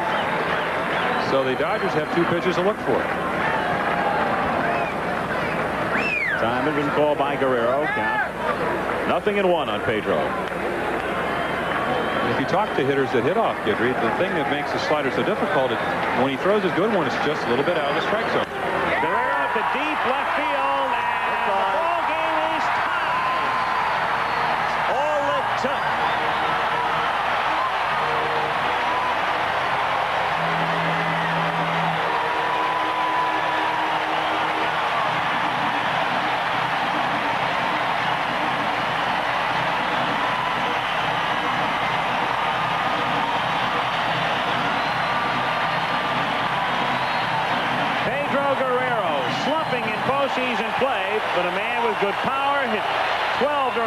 regular season and ties it up here in the 7th. And there you saw a slider that wasn't down and in.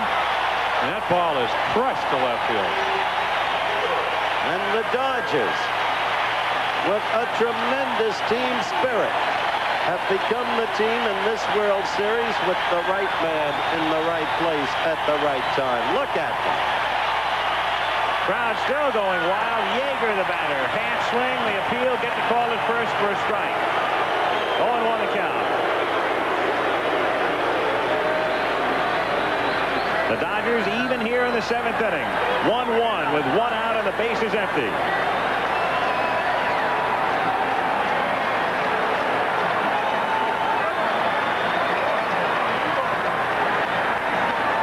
Yankees stirring around.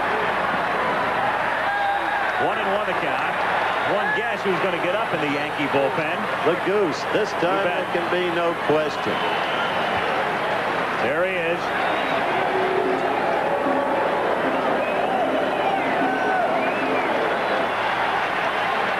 Time called. Time had been called. There's no pitch. Time had been called by the third base umpire. There's Guerrero with a home run to tie it up. Little doubt when I left the bat. He did crush that ball.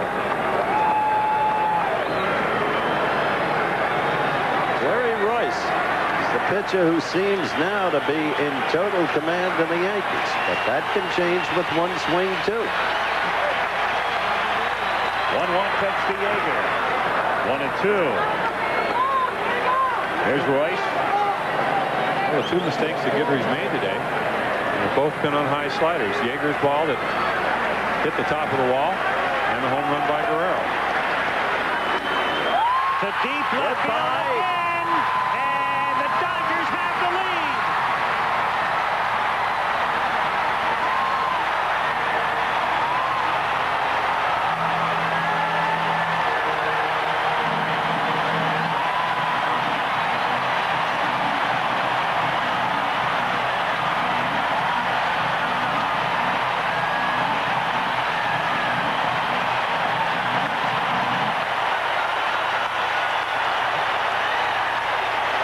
Back-to-back home runs by Guerrero and Yeager. 2-1 Los Angeles. Fastball in the middle of the plate. We said all series that Yeager can hit the fastball. He homered to right field in New York in the first game. Another ball deep into the left field seats. There's more to it than that. Guidry's tired. He's been tiring all year in the late innings.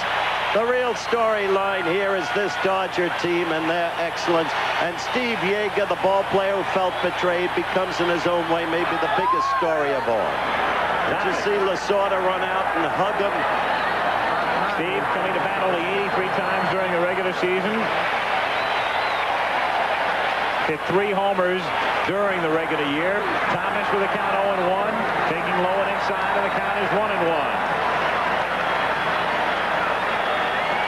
So Guidry, who was sailing along, hadn't given up a hit since the 2nd inning, and all of a sudden Guerrero and Yeager to the pavilion. 1-1 the count.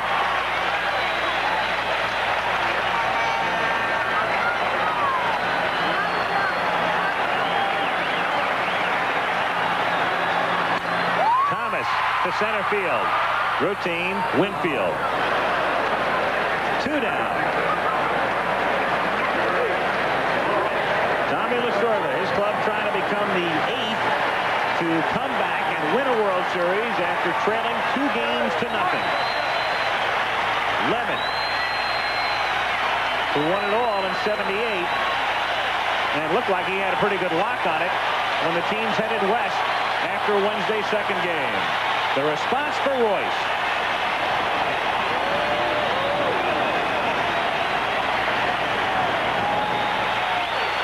And does he deserve it? 0-1.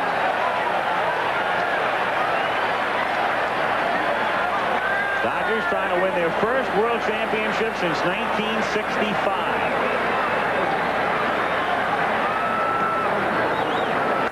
1-1. Came up short against Baltimore in '66, against Oakland in '74, against the Yankees in '77 and '78. Trying to turn it around. A strike, and the count is 1-2.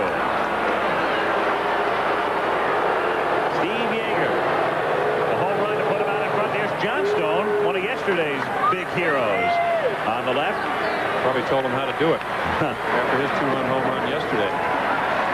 Well, we showed that graphic earlier that vividly depicted how Guidry staggers, comes apart in the last 3 innings. Royce, a soft humpback liner fielded by Milburn, and the inning is over. But the Dodgers get 2 runs on 2 hits. The homers by Guerrero and Yeager. And at the end of 7 complete, it's the Dodgers 2, the Yankees 1, back at Dodger Stadium after this commercial and a word from our local station. I'm very happy about it. Yes, I hope there's as many people watching that show tonight as they're watching this series. Premiering tonight on ABC. What about some of the other stars in the series? Well, there's talented Richard Hill, Carol Potter.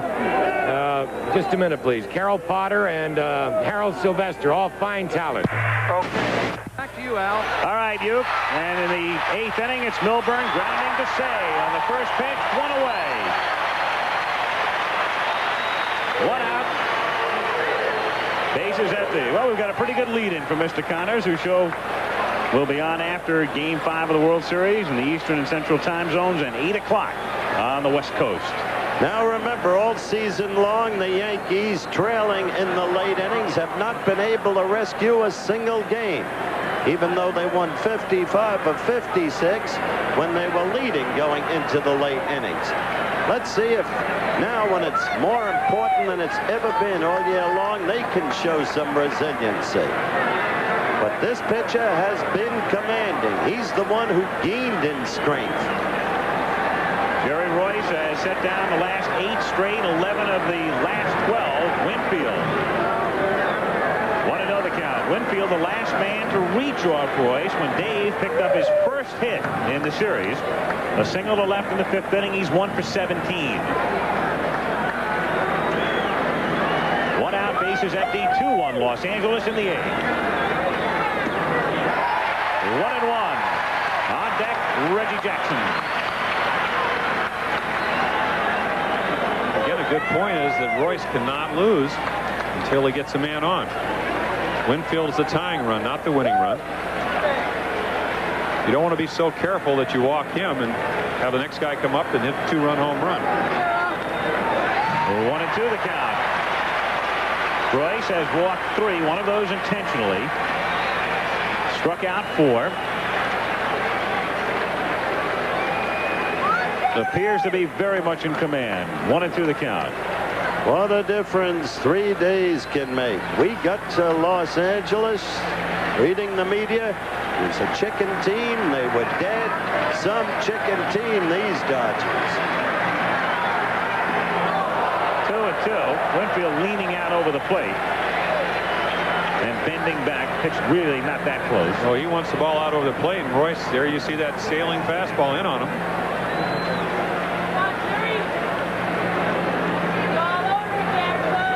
Winfield, who's loved this park in his years with San Diego. 2-2.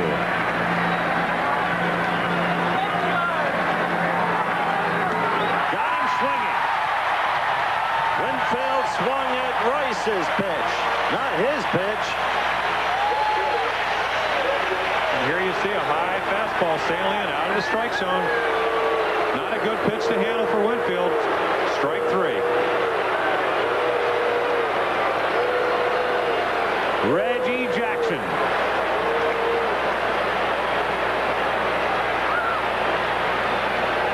Doubled, struck out, hit into a double play.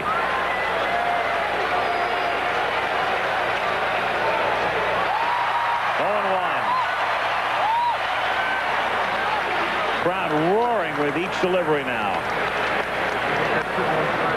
You know, Reggie wants to try to get a fastball in the middle of the plate that he can drive. You saw yesterday. And there you see that Royce has only allowed 1 home run all year to a left-handed batter, but Reggie can hit left-handers. He proved that yesterday off Steve Howe.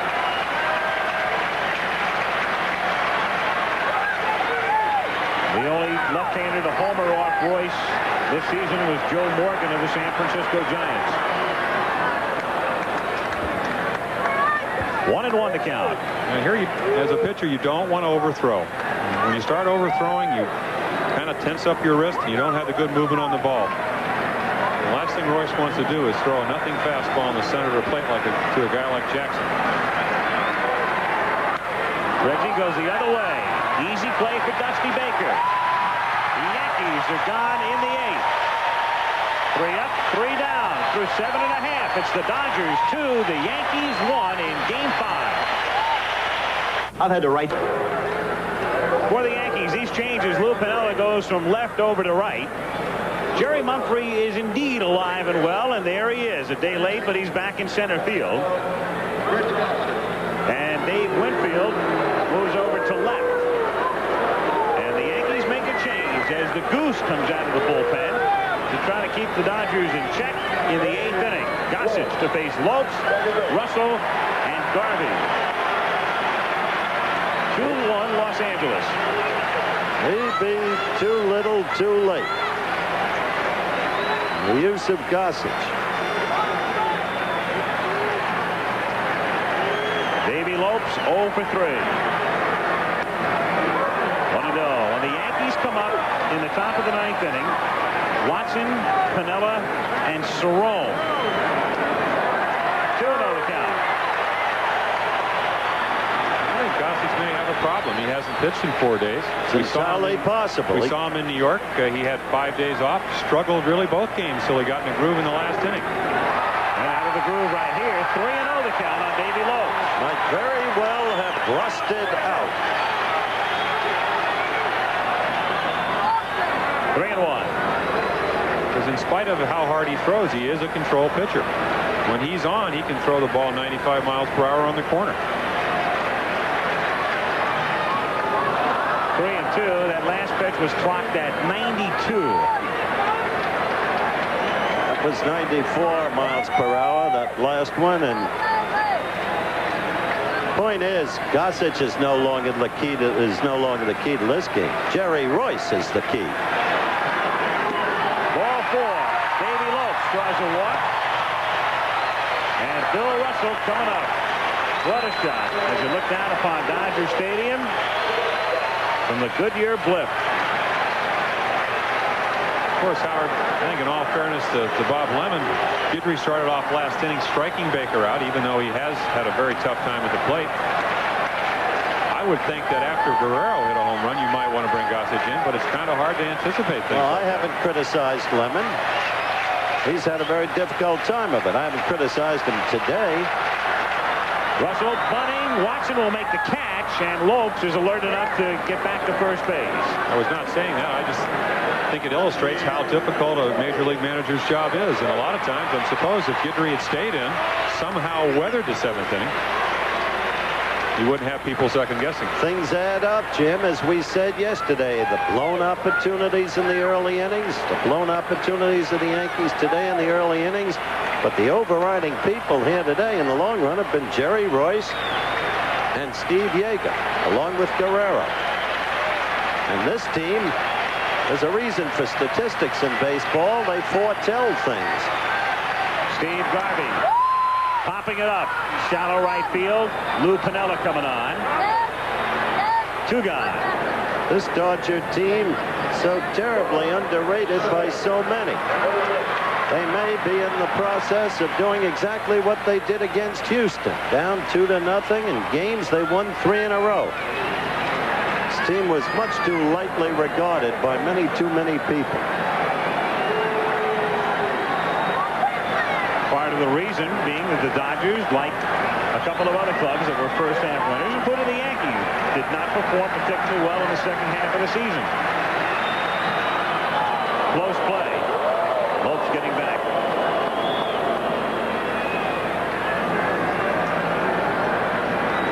And you see Lopes diving back in. 8 straight stolen bases in postseason play. Pretty good time to run. Take a shot to get a guy second base, maybe pick up another run, make it a little bit easier for Royce. Say hitting a chopper foul. Ouch. 0-1. They've set new all-time stadium records here in attendance the last 2 days, 56,000 plus on each occasion.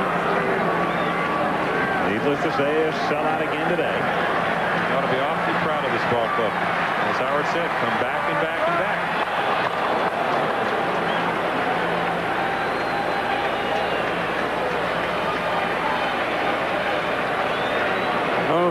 discount Tommy Lasorda either.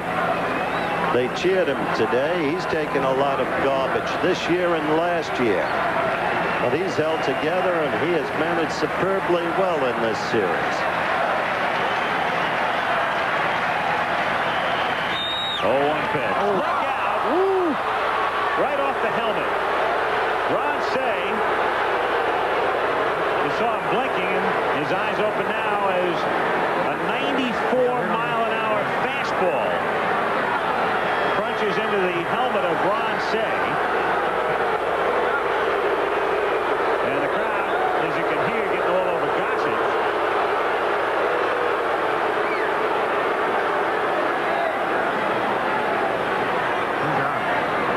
Ron had no chance really to get out of the way of that pitch. Well, it looked like the ball hit him in the batting helmet. Helmet going flying off. If it did. One can understand the passions of the crowd in a case like this, but they must understand there's no way in the world Gossage threw at Ron Say. Right off the helmet. Yep. Not in that situation. Thank heaven for helmets.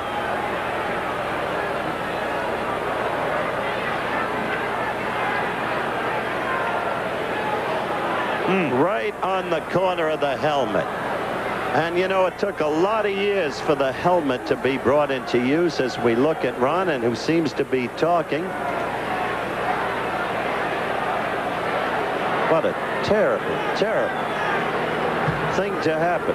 Helmets finally came into vogue in the big leagues as a result of the beaning of Don Zimmer, when he almost died, having been beamed down at St. Paul, and then subsequently as a Dodger in a pitch thrown by Jeffcoat. I remember once in Brooklyn when Ducky Wucky Medwick, then a member of the Dodgers, was beamed by a right-hander named Bobby Bowman. And Larry McPhail, then running the Dodgers, threatened to go into criminal court. Thank heavens. Look at Ron. He's up.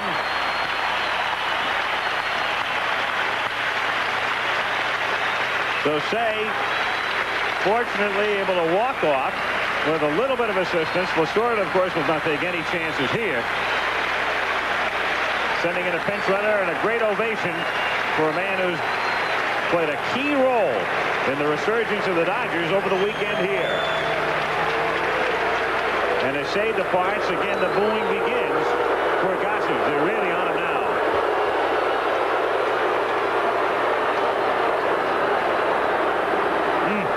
What a frightening sight, and the sound, too. Fortunately, you can hear it hit plastic, knowing that it indeed got the helmet, at least the brunt of the force did. And they'll take Say back to the trainer's room. Meanwhile, Kenny Landreau comes out to pinch run for Say at first base. It's remarkable that Ron was able to talk, apparently keep his wits together, because such a blow had to have had a concussive effect.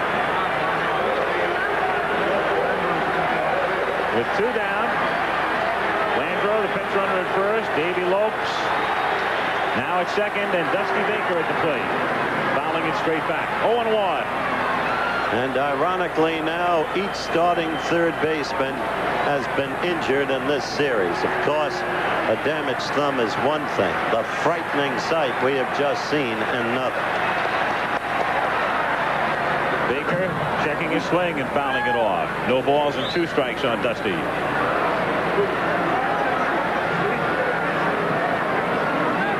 Don't think the next batter, after having seen what happened to Say, isn't affected as he watches Gossage wind up and throw what can become a dangerous instrumentality. What is? Baker grounding it foul. 0-2. Dodgers on top, 2-1 again now when the Yankees come up in the ninth. Watson, Piniella, Cerrone. 5, 6, and 7 hitters.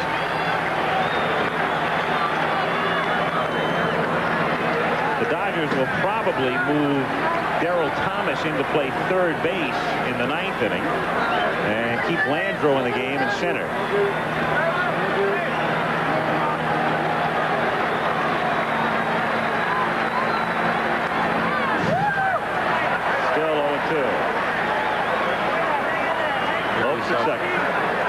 Baker having some good swings.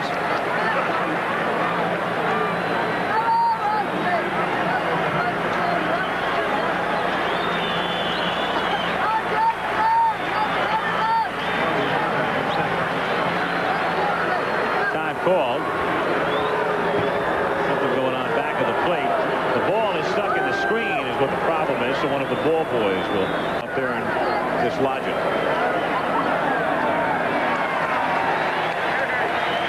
Yankees with a run in the second inning. Royce has pitched beautifully today. L.A. back-to-back homers in the seventh. By Guerrero and Yeager. That's the difference. 0-2 pitch. Breaking ball fouled away.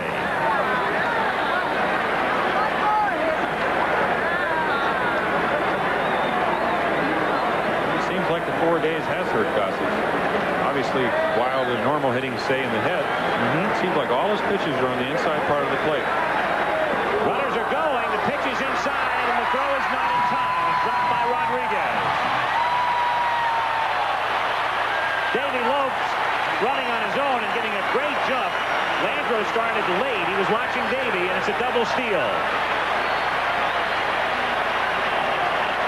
Well, we saw Lopes yesterday steal second and steal third. Ninth straight time he stolen a base in postseason games. And what this does, a base hit will score 2 runs and make Jerry Royce's job a lot easier. The owner isn't happy. You can understand that. He's become bigger than his ball players in a publicity sense.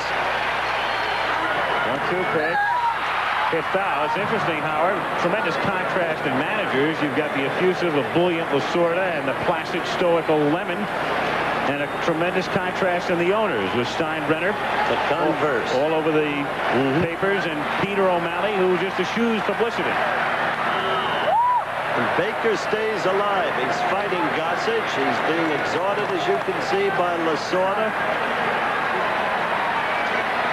Lemon has a kind of fix on life. You lose a child in life and your world doesn't turn on a ball game. Baker hits a breaking pitch, foul, deep down the line, well back out of play. So Dusty hanging right in with a count 1-2. Jerry Royce will go to the mound in the ninth inning. As a pitcher, I know what he wants. He wants a 3-run cushion instead of a 1-run cushion. Bouncing ball to third. Rodriguez has to back up. He's got a strong arm and is able to gun him down. So the inning is over. They get all over Gossage as he comes back to the dugout. The Dodgers leave a couple in the 8th and will go to the 9th. There are the men due up in Game 5. It's the Dodgers 2 and the Yankees 1.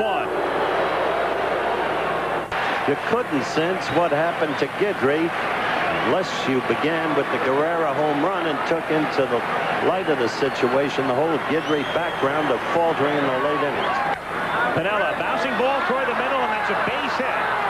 So the Yankees get the tying run on. The first hit off Royce since Winfield singled in the 5th inning. Jerry had set down 11 straight. So Piniella at first base. Cerrone will be the hitter. Lou looking over into the dugout as if he expects a pinch runner to come out. We'll probably see Bobby Brown. That will be the case. That's why time is out here.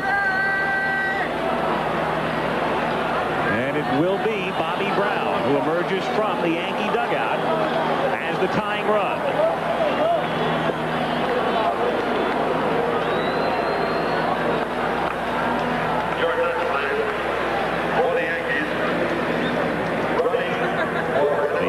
With a run in the second inning, the Dodgers with 2 in the 7th. Back-to-back homers by Guerrero and Yeager.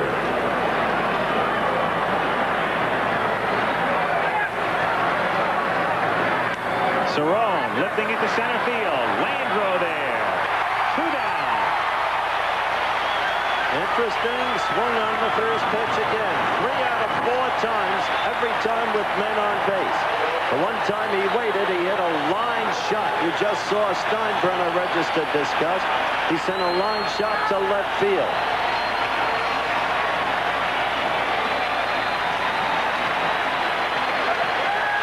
He told you Cerrone will be back next year.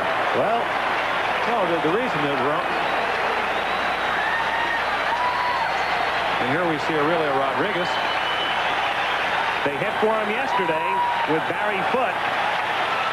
With 1 out of the 9th inning, the crowd standing is 1. Rodriguez goes after the first pitch and hits it off the foot of the third base umpire. Foul off Nick Colosi's foot. Joe Altobelli is going to argue it was a fair ball, and Colosi saying, I'm standing in foul territory. I think you'll see the foul line, and maybe he wasn't. Here comes Lemon.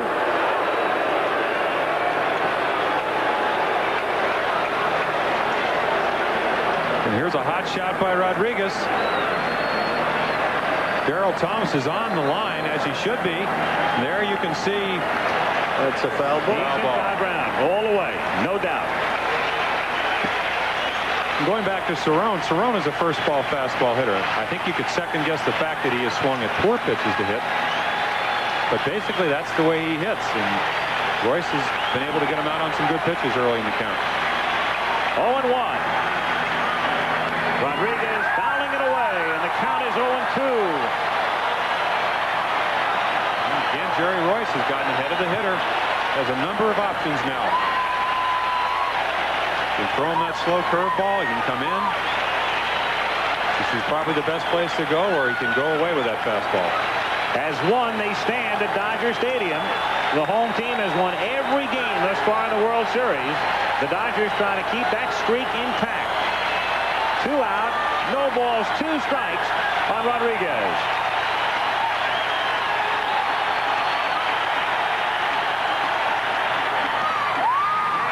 The Dodgers lead it 3 games to 2.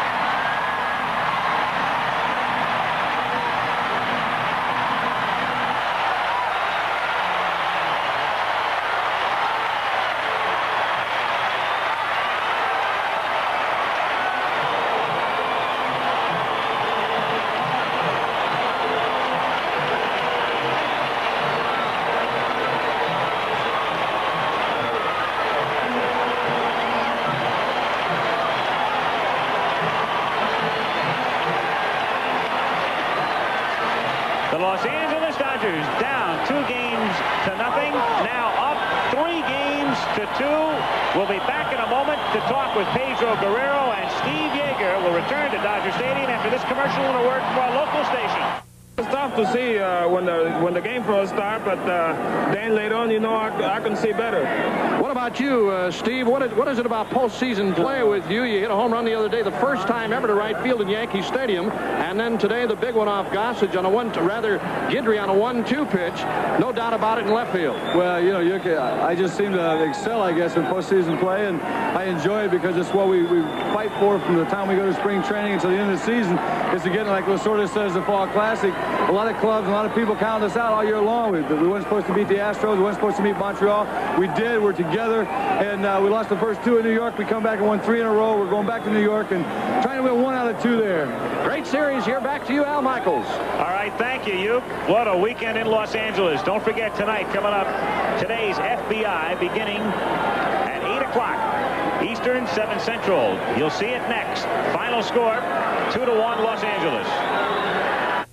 Has ever been in a more emotional ball game pitched here at Dodger Stadium? I can't remember when. It's been a long time. Outstanding job by Jerry Royce today, 2-1 Dodgers. I agree with everything you say, Bob. Boy, that was fun. Jerry, these fans pump you up all day long? Well, they've been pumping us up all series long, all season long. You got to give them credit. They come out here in large numbers, and it makes all the difference in the world. But I've been waiting 15, 20, 25 years ever since you were playing. Jerry, what's the difference in your performance the other game you pitched to today? Well, I kept the ball down most of the day today. I went predominantly fastballs, threw maybe 3 or 4 curveballs. And the other game in New York, I was throwing probably too many curveballs, getting the ball up, and I just didn't pitch my kind of game. Today I did. Solid game. Back to you, Al. All right, Buke. Again, the final score, the Dodgers 2 and the Yankees 1. The Dodgers leading in the series 3-2. Al Michaels, Howard Cosell, Jim Palmer. So long from Los Angeles with a reminder to join us tomorrow night for ABC's NFL Monday Night Football. The Oilers taking on the Pittsburgh Steelers. And Tuesday night, Game 6 of the 1981 World Series. Also premiering tonight, today's FBI. Coming up next in the Eastern and Central regions and at 8 p.m. here on the West Coast. Blimp provided by the Goodyear Tire and Rubber Company. Travel arrangements made through and a promotional fee paid by United Airlines. United flies more people to Hawaii than any other airline. That's what friendly skies are all about. Today's game has been a presentation of ABC Sports, recognized around the world as the leader in sports television.